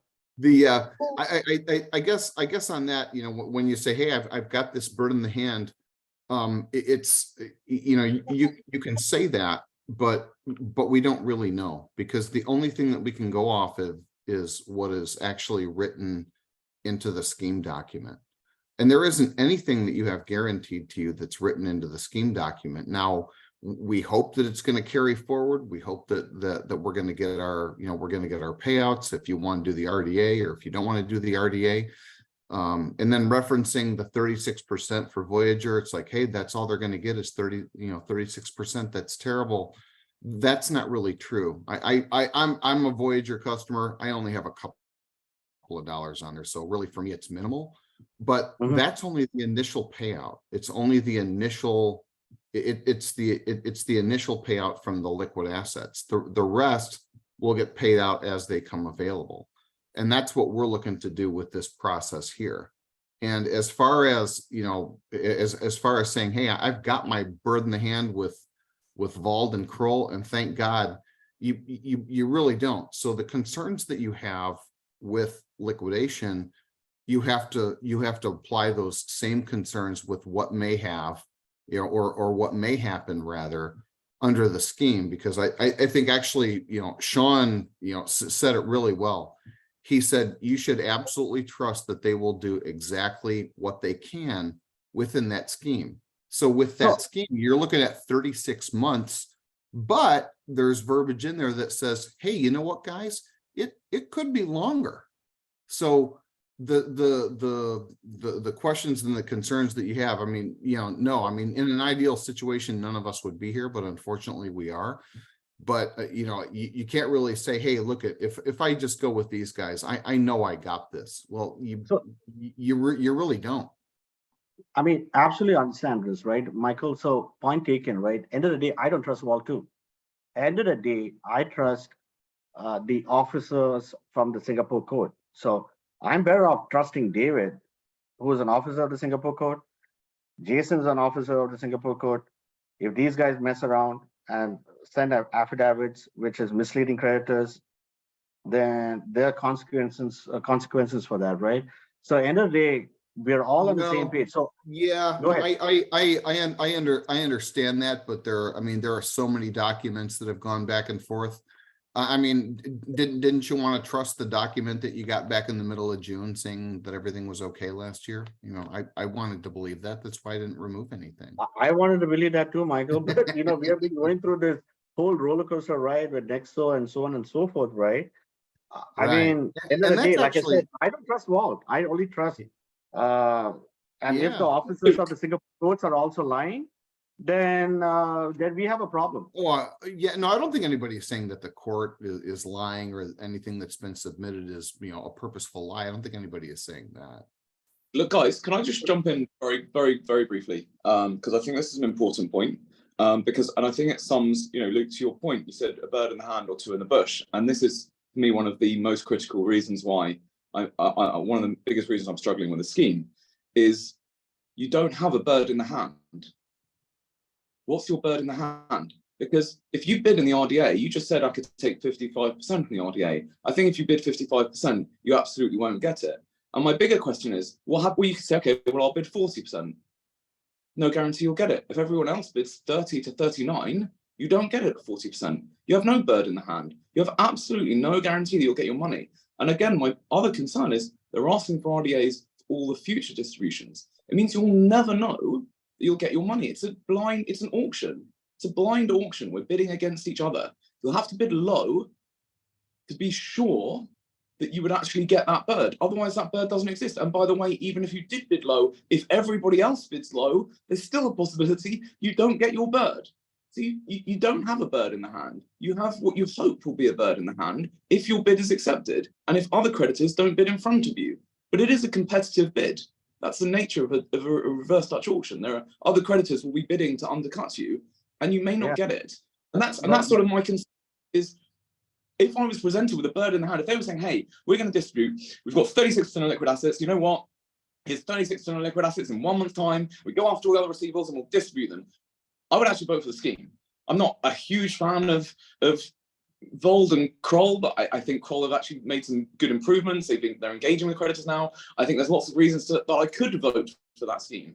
But the inability to know and to have any guarantee that I'm getting my funds at any stage through the process, because Yeah, all but the then, will be I'll help you up here, right? So my biggest concern with that statement of yours is I don't know what's in the contract with Darshan has signed with CPA, with coin loan.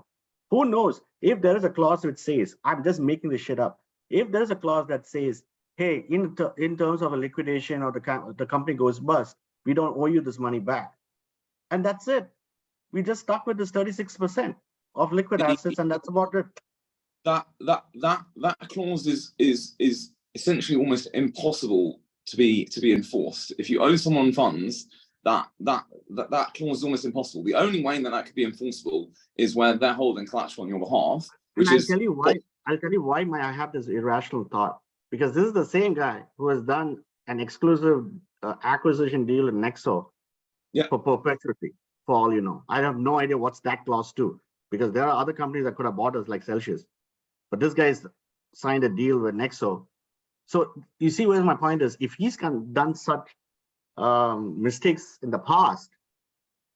Do you think if counterparty A didn't want to repay, that it's only in the liquidation scenario that they would be able to activate that clause, and that the fact that I don't know. That's the thing. we were suffering with Kroll as an insolvency practitioner, I mean, I just don't see that counterparty A wouldn't try to fight it either way. The same way, I cannot believe that he entered into an acquisition deal with Nexo, saying that they have we can only get acquired by them and no one else for I don't know for how many years. So when he's made such stupid decisions, it's so hard for me to figure out whether he can do something like that with CPA, coin loan. And because again, I was like shocked as a COC member, like you can't get someone else to acquire you guys? No, because we have this exclusive thing. I thought it's only for that period. It looks like it's for God knows how many years. But that's that's in the past. Let's move on. And that's exactly what that's exactly what we got. That we got signed up into that without even knowing it was happening. The announcement was the next day. So I mean, and that's that's another reason why I just kind of stepping back for a moment. I know we all have a lot of comments.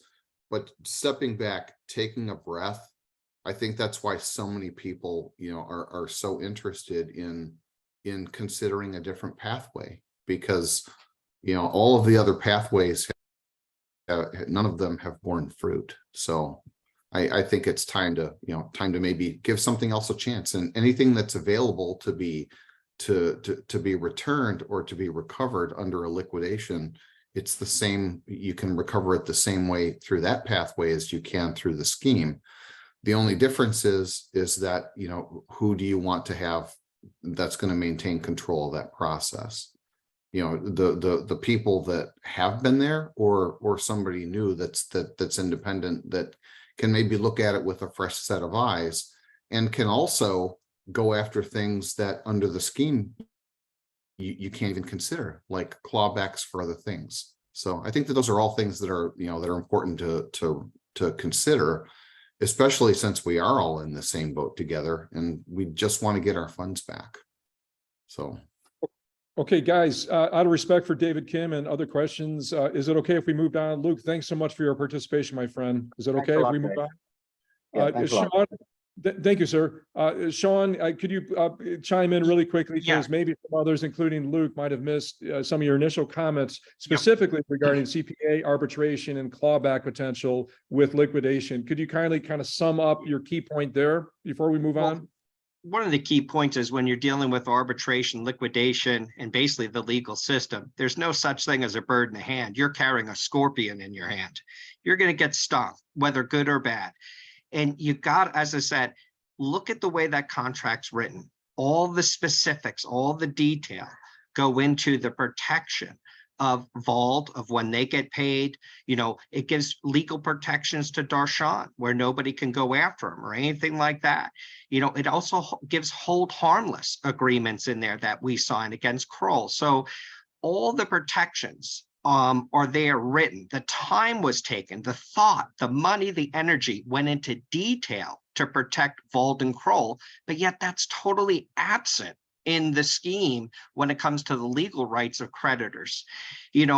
All I know is from what we see written in the scheme currently, creditors do not come first, creditors do not get paid fast, and creditors do not get paid in whole. They even said to our face that we have to give up all claims to accrued interest after the halt, but yet now they want to take 50% of the resources of employees to start a new venture to give interest to new customers who pour into new money.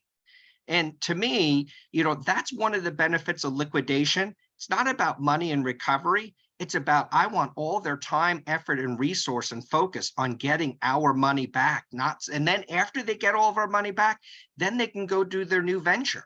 But with a liquidation, we don't have to fight them for time and energy.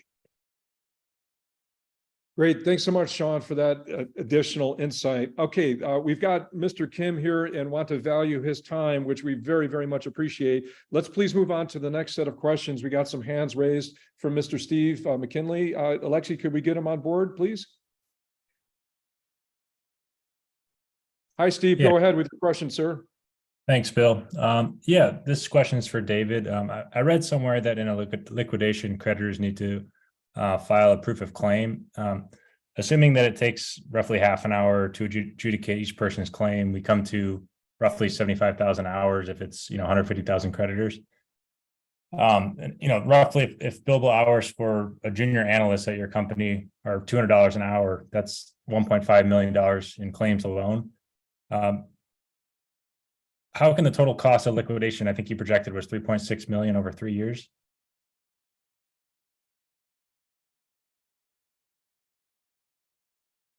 So as I mentioned earlier, I don't think the intention is that we would need to adjudicate 150,000 creditors on the basis that the Vauld's records for the amount of cryptocurrency that each customer holds should largely be correct. And if we can make this court application to negate the need for all the customers to complete a proof of debt form, then that would hopefully speed up this whole process. Gotcha. And so, I mean, to Bill's points about the what ifs, would it be possible to commit to a fixed fee arrangement so there is some clarity and to, kind of reduce the questionable aspects of this process? At this stage, we wouldn't, but as I mentioned earlier, whatever fee that we put will be subject to those various approvals. So it will be transferred to creditors as to how much is being incurred. And if we do get in and we find that there are ways to be more efficient or to fix certain parts of the scope, then I think we can assess it then. But for now, I can't commit to a fixed fee arrangement. We've just provided an estimate. Can I add very quickly, jump in, but Steve, on that point, because I think there's been a lot of focus on the costs and the relative costs versus the scheme versus liquidation. But I think it's also important to bear in mind what that cost, when we talk about $1 million, it sounds like a lot to any single one of us, who, as a creditor, but think about it in terms of the context of percentage of assets, right? So Korda Mentha have suggested that it would cost circa $3.5 million. It's 5.6 million Sing. But even in the event that we did spend the $1.5 million, as you pointed out, Steve, that might have to be incurred, right? And let's say it went from $3.5 to $5 million for the cost of liquidation. That takes the cost previously at $3.5 million. That's 1% of all assets, effectively. If you take assets, it's around 330 million, right? Well, if you add another 1.5 million, it increased from 1% to 1.5%. So it only costs you an extra 0.5% of your claim, effectively. Which is frankly nothing if we're talking about the difference between getting back 30, 40, 50, 60% of your claim. Spending an extra 0.5% is kind of a moot point. And so it really goes back to, also the fact that Kroll aren't going to be doing this for free, and they've also spent quite a lot of creditors' money, because we were spending $500,000 a month initially for the first 6 months. That's now been reduced to $370,000 a month, but we're coming up to a $5 million bill for Kroll. So there are costs that have already been incurred. There are costs that will be incurred going forward, just naturally by litigation and arbitration. I personally don't think the costs will be that much greater in liquidation. They might be slightly larger, but we're talking of the magnitude of 0.5% to 1% maybe of your overall claim. So I personally think you can sort of disregard the cost argument. You should really just focus on who's going to maximize that recovery. Because if that guy gets me 60% versus 40%, I'll happily pay the extra 0.5 or 1%. That's just the way I'm looking at it. Obviously, we all have to, and look, who you think will maximize the recovery of your claim is a subjective decision as well. You may believe that Kroll have a better chance or will recover more. I personally don't. I think they'll be disincentivized as soon as the scheme is passed. As I said earlier at the beginning of the call, I think there are big risks that they will strike cents in the dollar deals, which are not in creditors' best interests, and we won't have control of that process. I would place greater trust myself in a liquidator who is being monitored by the court and whose sole aim and goal is to recover the maximum amount of creditors' money. Just to add that in terms of just when we're talking about costs, etc., it's important to think about that in terms of percent of your overall claim. Thanks, Johnny. And to add, Steve, thanks so much for the question, and wanted to give you the opportunity for some follow-up. To add to that, what we all have to critically think about is oversight, creditor oversight for billings. And that's one key point that really attracts me to liquidation, is because as compared with the current DeFi scheme proposal, there's much more creditor oversight in billings from liquidation through the COI and through the court. We have much more control. And when we interviewed some LIPs, including BDO in Singapore, they gave us examples of where they had to sit around and wait for some kind of activity to take place. And they tried to bill for that, and they were not allowed to bill for that. It was rejected by the creditors and the court, and they didn't get paid. And that instantly got me thinking, okay, what about the liquidator or the scheme manager sitting around waiting for recovery from these illiquid assets? Are we going to be charged for it? Well, precedence has already been set that under liquidation, no. But in the DeFi scheme, they will get paid. They are proposing retainer fees for them just to be there.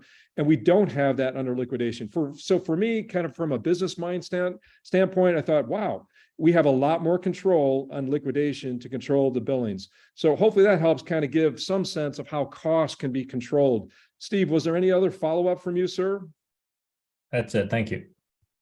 Thank you, Steve. Let's move on to Big Red. Alexi, if we could get him in on a question there. Him or her, excuse me. Go ahead, Big Red. Hey guys, can you hear me? Yes, Hi, sir. this is Bikash Reddy.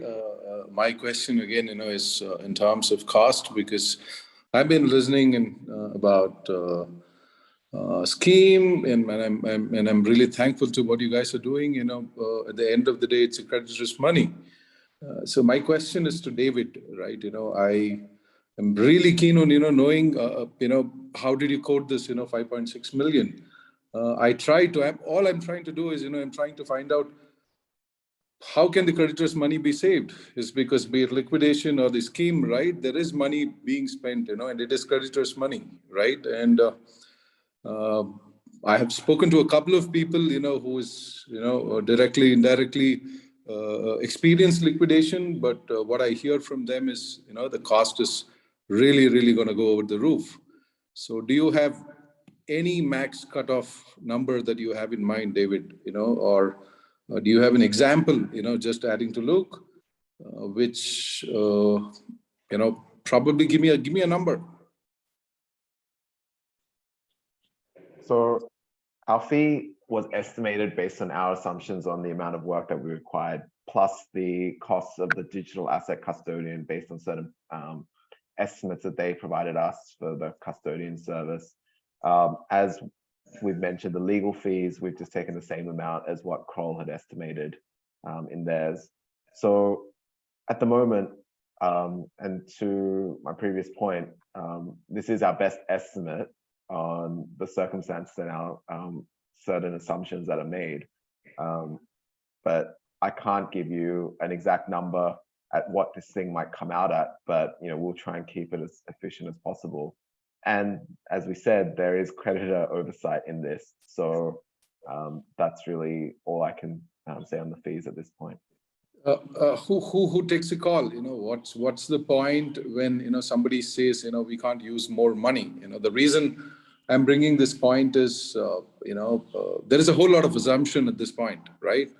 So what I'm trying to see is is there an end point, right? For example, when I read through the scheme document, I see like a max cap on the amount, right?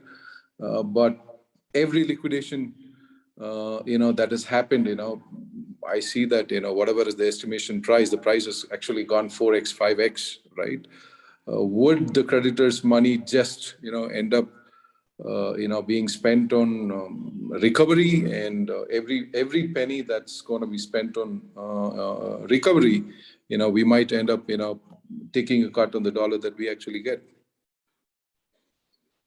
If I may interject, because out of respect for David, I mean, he has answered the question of cost a number of times as been posed here. And no, we don't want to cut you off there, sir, but I wanted to raise the point that you made a max cap amount in the scheme. We have some other folks here that actually have access to the scheme documents or who have a real keen eye on them. James, are you aware of an actual max cap? Because it's our understanding, what we've been told a number of times is that the scheme manager has the right to continue billing, that there is no max cap amount.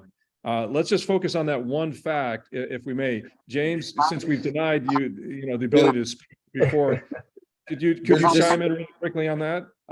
Just to add, I thought even creditor rep also has the rights to make a decision. It's right. Directors, who are going to take a call. It's not only the scheme manager, right? So, it's a combined effort. So my question lastly, when I said max cap, is again, if there is a board who would actually sit and take a call on the max expense, right? But again, no sense here, Bill. The reason I'm asking is, it's our money, right? Yes. Should we be spending more money on getting our money back? Is the only question that I had. So. Got it. Go ahead, if I may speak to that and then go to James, because Big Red, what you're exactly speaking to now is what we just discussed, creditor oversight. Which option provides us maximum oversight? And again, liquidation through a liquidator, through the COI, provides us maximum oversight of how the money is spent. You refer to the scheme manager and the creditor's representative. Please, let's be clear. The way the scheme is drafted right now, the creditor's representative can be voted out by the other board members. And then what do we have? So the liquidation process is much more creditor friendly along the lines of creditor oversight of costs. That's why we believe we will have maximum control of costs. 100% on board with you, my friend. We don't want this to be a cost nightmare. That's why we've been doing this, because the $4 million of our money that have been spent already by DeFi and Kroll over the last 10 months have been unacceptably high. Our whole motto has been stop the burn. We are very much focused on cost. So everything you're saying is music to our ears, my friend, and we are attentively aware of this. James, again, I want to get to MJ, but James, again, apologies that we've denied your ability to kind of chime in. Do you specifically want to chime in on your understanding of how costs are controlled, both in the DeFi scheme versus liquidation? Please go ahead, sir. Right. So in my read of the scheme, there's a lot of moving parts there, right? Don't forget that part of it includes a rebrand and relaunch of the business. And what they've done is anticipated that profits from that business will compensate for cost overruns under the scheme. But there are several separate clauses in the scheme that acknowledge the possibility and indeed likelihood of cost overruns, and that those will be addressed by the board at the appropriate time and steps taken. Further, there's a provision that the scheme can be extended beyond the initial 36-month period provided, and that the duration to which the scheme can be extended is anticipated to be limited only by the funding available. And there's only about 600,000 of kind of a slush fund appropriation there that's specifically spelled out. I have no doubt, though, that there's language in the scheme that leaves for the creativity of the directors to manage the funds going forward, to try and either stretch them out or accommodate their objectives in other ways, but a lot of leeway there in the language. Okay, thank you, James. MJ, you've had your hand up for a while. Do you have a quick follow-up on this point, sir? Yeah, I want to clarify, if people are so worked up on the cost, there is no better way than the liquidation. It's apple to apple. You can do the calculation as per what David said. He mentioned that there are two parts of the fees. Okay, one is the liquidator's fees, which are based on the work done. Okay, what is the work required here to make sure the books of records are correct and figure out what are the claims the creditors owe. Okay, that is the real work involved here. It's not like, Jason, the scheme manager, is going to be on a payroll of Vauld for 36 months. That's a burn. Okay, we are paying him for nothing.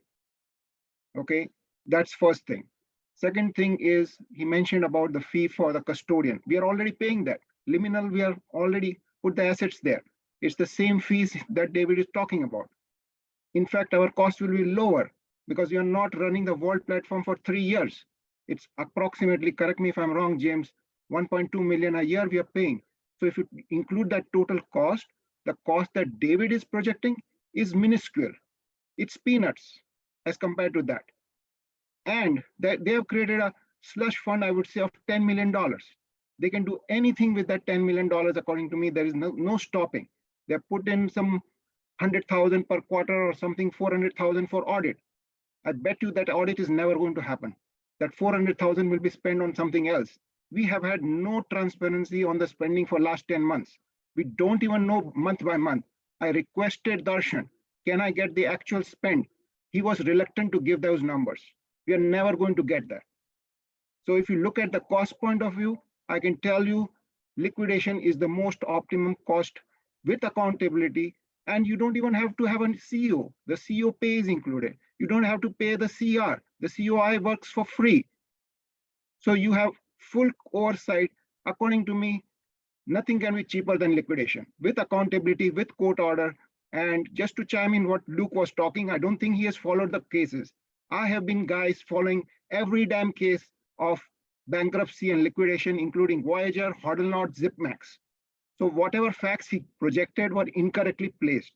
First of all, in Voyager, the percentage is 36 because their funds are held because of the litigation involved with the FTX and Alameda.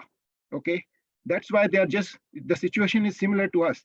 They have 36% liquid, so they are going to pass on that immediately. There is a claim for future, and initially, if my memory serves right, the recovery rate was 72%. It was not 100%. It was 72%. And out of that, there has been a lot of spending on the legal matters.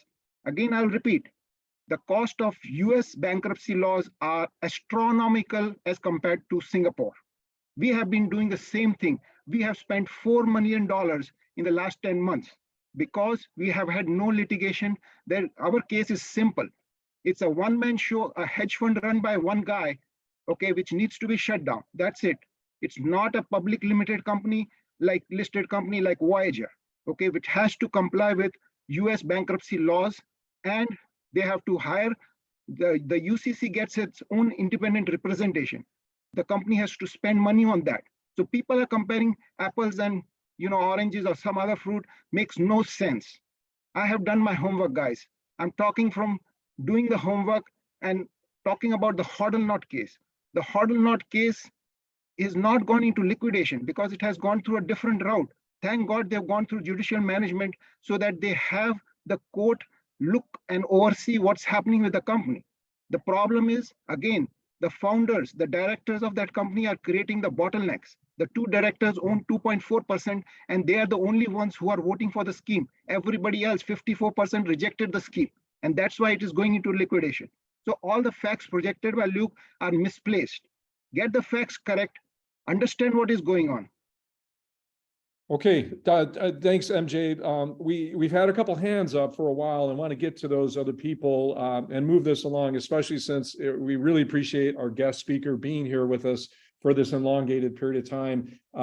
David, are we okay for another 15, 20 minutes? Again, so appreciative of you extending a warm welcome to be available, but do not want to take advantage of it. What's your timeline like, my friend?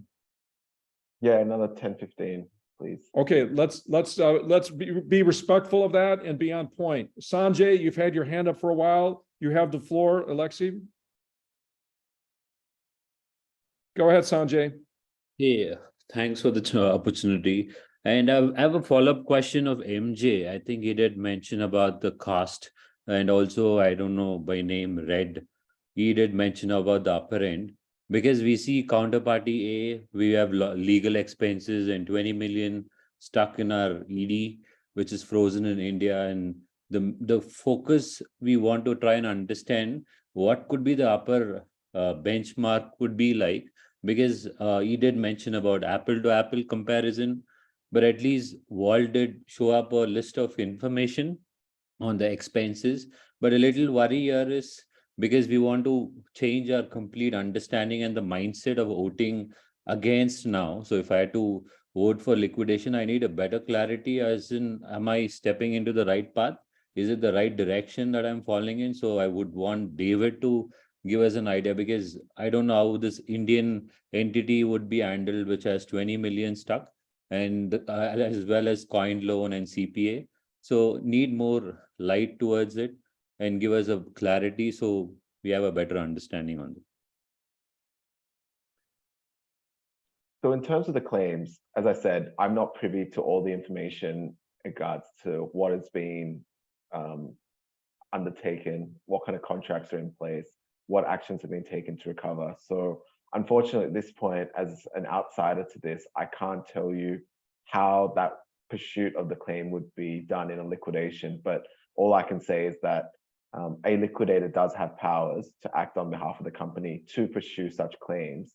And obviously, from our perspective, if it means a recovery that can come back to benefit the creditors, then it is in our interests to pursue that claim.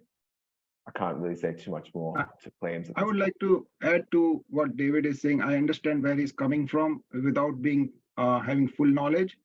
But just to answer your question, Sanjay, the estimate provided by Korda Mentha is the same. The $2 million put aside for legal fees. Okay, that's an estimate. Guys, you got to understand, everything is an estimate here. Even the numbers given by Vauld in the scheme are estimates. We cannot hold them to those numbers. Okay, you're not going to say, hey, if I have to spend another $1 million to recover from CPA, you're not going to say no to that. Okay, so they have put the numbers the same, out of which $750,000 is set aside for India. I think it's too high. Based on the estimates, it's something like $50,000 per month. I don't know what the Indian lawyers are doing right now and spending that $50,000. Okay, so that amount is the same. That is different. That is not, liquidator is not spending that money to recover our assets. That is a separate legal. You got to understand between legal costs, which are going to remain the same, irrespective of whether you go through liquidation or through this scheme. Okay, they are going to be remaining the same, and that's the projection given by Korda Mentha. What is the difference is the actual cost of the fees. Okay, and I've already highlighted there is a significant savings by not keeping the Vault platform alive. We don't need those engineers. And I don't understand whatever they're talking about the new business, that it is not going to cost more to do that business. On top of it, they are saying if there are any profits net of expense, where those expenses come out of. I don't understand. It's beyond me to understand what they're trying to do out there. Okay, I've been in the software industry myself. I've worked for startups. I understand in and outs of the startups. This should have been shut on July 4th itself. No business to continue further to use customer assets as a venture capital fund to revive a new seed funding with no equity to the creditors. Okay, this is nonsense to be stopped. Okay, and from cost perspective, you are giving a full leeway to spend in the scheme. For example, the scheme manager is an LIP, no different than a liquidator LIP. They are doing the same thing. The scheme manager is also sitting there waiting for the funds to come back. And by the way, on the litigation fund, if you don't know, we already reached out to Cobalt in Estonia. Okay, they filed the paperwork. As a result, there has been action taken in coin loan. There's a lot of stuff going on in Estonia. I'm not sure if everybody's following up. There's a lot of money laundering and other stuff happening, because of which the licenses are getting revoked. So there is not much clarity what will happen. My belief is that either coin loan will return the money or it will go into bankruptcy. If it goes into bankruptcy, it is similar to FTX bankruptcy. There is nothing much we can do. There is no much spending to be done on the legal cost front. Whatever we have spent with Cobalt will be it. That's it, no more. We'll have to wait. Again, just like our settlement, whatever cents on the dollar we are going to get from FTX or from coin loan, we are going to get there. There are no extra expenses. Now coming back to CPA, okay, it's an arbitration. Arbitration, I'm not sure if you guys know, are supposed to be cheaper. Okay, that's the reason they are mentioned in the contracts as opposed to going to a court. Okay, so there shouldn't be significant cost, and Vault has not budgeted much for that. So we have to, if you really want to figure out the top end, you should be questioning Darshan on the estimates of the $2 million legal fee. How did he come with that number? How was that estimated? That is the real upend. Other than that, the fees charged by Korda Mentha are not, they don't have like, they are not going to just bill for nothing. They're going to bill for the actual work. And like I said, there will be significant cost savings on the custodian and also the rebalancing and distribution. It will only happen when it is required. And by the way, did you know how much the RDAs are going to cost us? That's $375,000. That's all. Don't need that. So according to me, liquidation should cost less, can be expedited. Korda Mentha can file court applications to expedite. Already the court, the judge is frustrated with the applicant. He has already expressed that to Raja and Tan, that they are not serious about returning the money back to the creditors. So I feel the judge will support us in expediting as he has supported Raja and Tan to shorten the timeline of the scheme execution. Okay, thank you, MJ. Let's go on to our next question here, and let's try and wrap this up in the next 10 minutes maximum, so Mr. Kim can be on his way. Thank you so much, everybody, for participating. Priyanka, excuse me if the pronunciation isn't totally accurate. Could we solicit a question from you? Hey, thanks, Will. Yeah, you called me right. My name is Priyanka. Thank you. Thanks for this opportunity. I'm concerned about my INR funds, and my question is specific to that. So I have lakhs of INR funds stuck with Vauld. I'm not sure if this was answered before, but after all these developments, finally there was a light in the tunnel. I mean, with Vauld's restructuring scheme, I was hoping that I'll get my funds back in 2-3 months from now. But say with your proposal, how certain is that if I vote for liquidation, can I get my funds in 2-3 months? I'm very keen to know before I confirm my voting decision here. Very good. Thank you, Priyanka. Thank you so much for the question. INR retrieval and payout would be, as we've been led to believe, and definitely David can chime in, same timeline as other recoveries. With respect to leaving INR holders out in the cold, that's never been something that's been entertained by anyone, proponent or being a proponent of liquidation. Funds can be allocated and have already been indicated in Korda Mentha's budget to pursue legal action for recovery of those INR funds.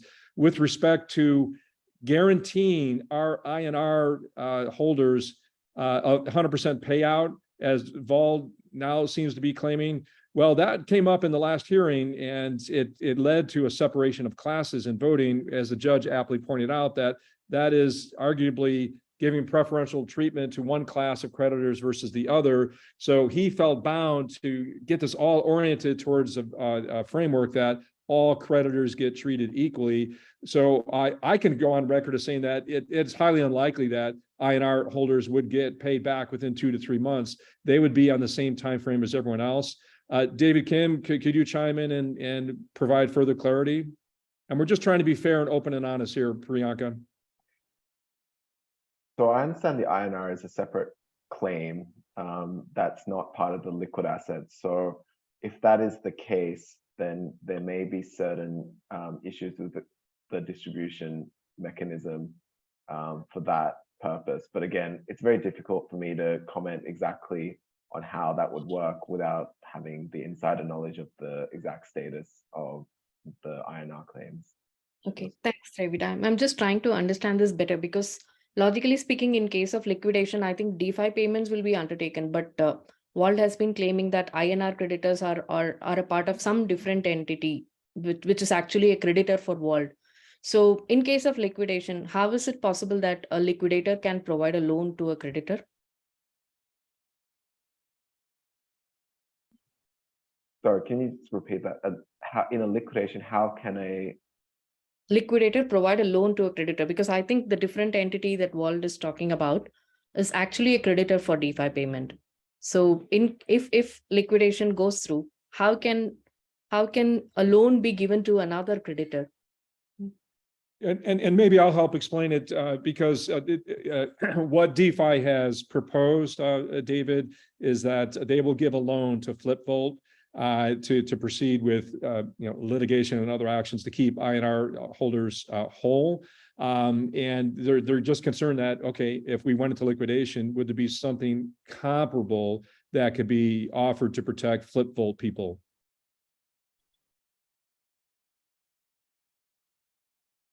It's a difficult one for me to answer right now, but generally, look, talking very generally, there are mechanisms in place where the liquidators can continue to, I guess, I won't say give a loan, but maybe fund the recovery actions of a third party, if that means that that return is beneficial to the creditors of the company in liquidation. Again, subject to understanding a little bit more about the situation if a liquidation event does happen, but it is not outside the realm of possibility. It is something that could be considered by a liquidator, but we would have to really make sure that the cost benefit analysis of that is done so that creditors, so for example, monies that the company currently has is not being, you're not putting good money after bad. So at this point, I don't have an answer as to how a liquidator may play out in this situation, but in a general circumstance, it is possible for a liquidator to pursue and to fund certain of these actions if it means that that will lead to a recovery for the creditors. Okay, I think things look uncertain for now. Anyways, thanks for your response, David. And just one more observation, Bill. Don't mind me saying this. I see most of the questions are clarified by creditors because I was actually looking for responses from David because this proposal is from Mentha. So maybe it would be great if someone can collate all our responses and give us a clear response stating that what are the assumptions and what are the actual facts. Maybe you can put it across in the VCA page. We can go through it at a later stage. Thank you, Priyanka. We'll try our best. This is an all-volunteer effort. Some of us are putting in lots of hours, and it's hard to make a promise that we can put together a whole huge report, but we're trying our best. Just coordinating this event takes up a lot of time. And to be clear, this is not a VCA event. We have VCA members, we have non-VCA members.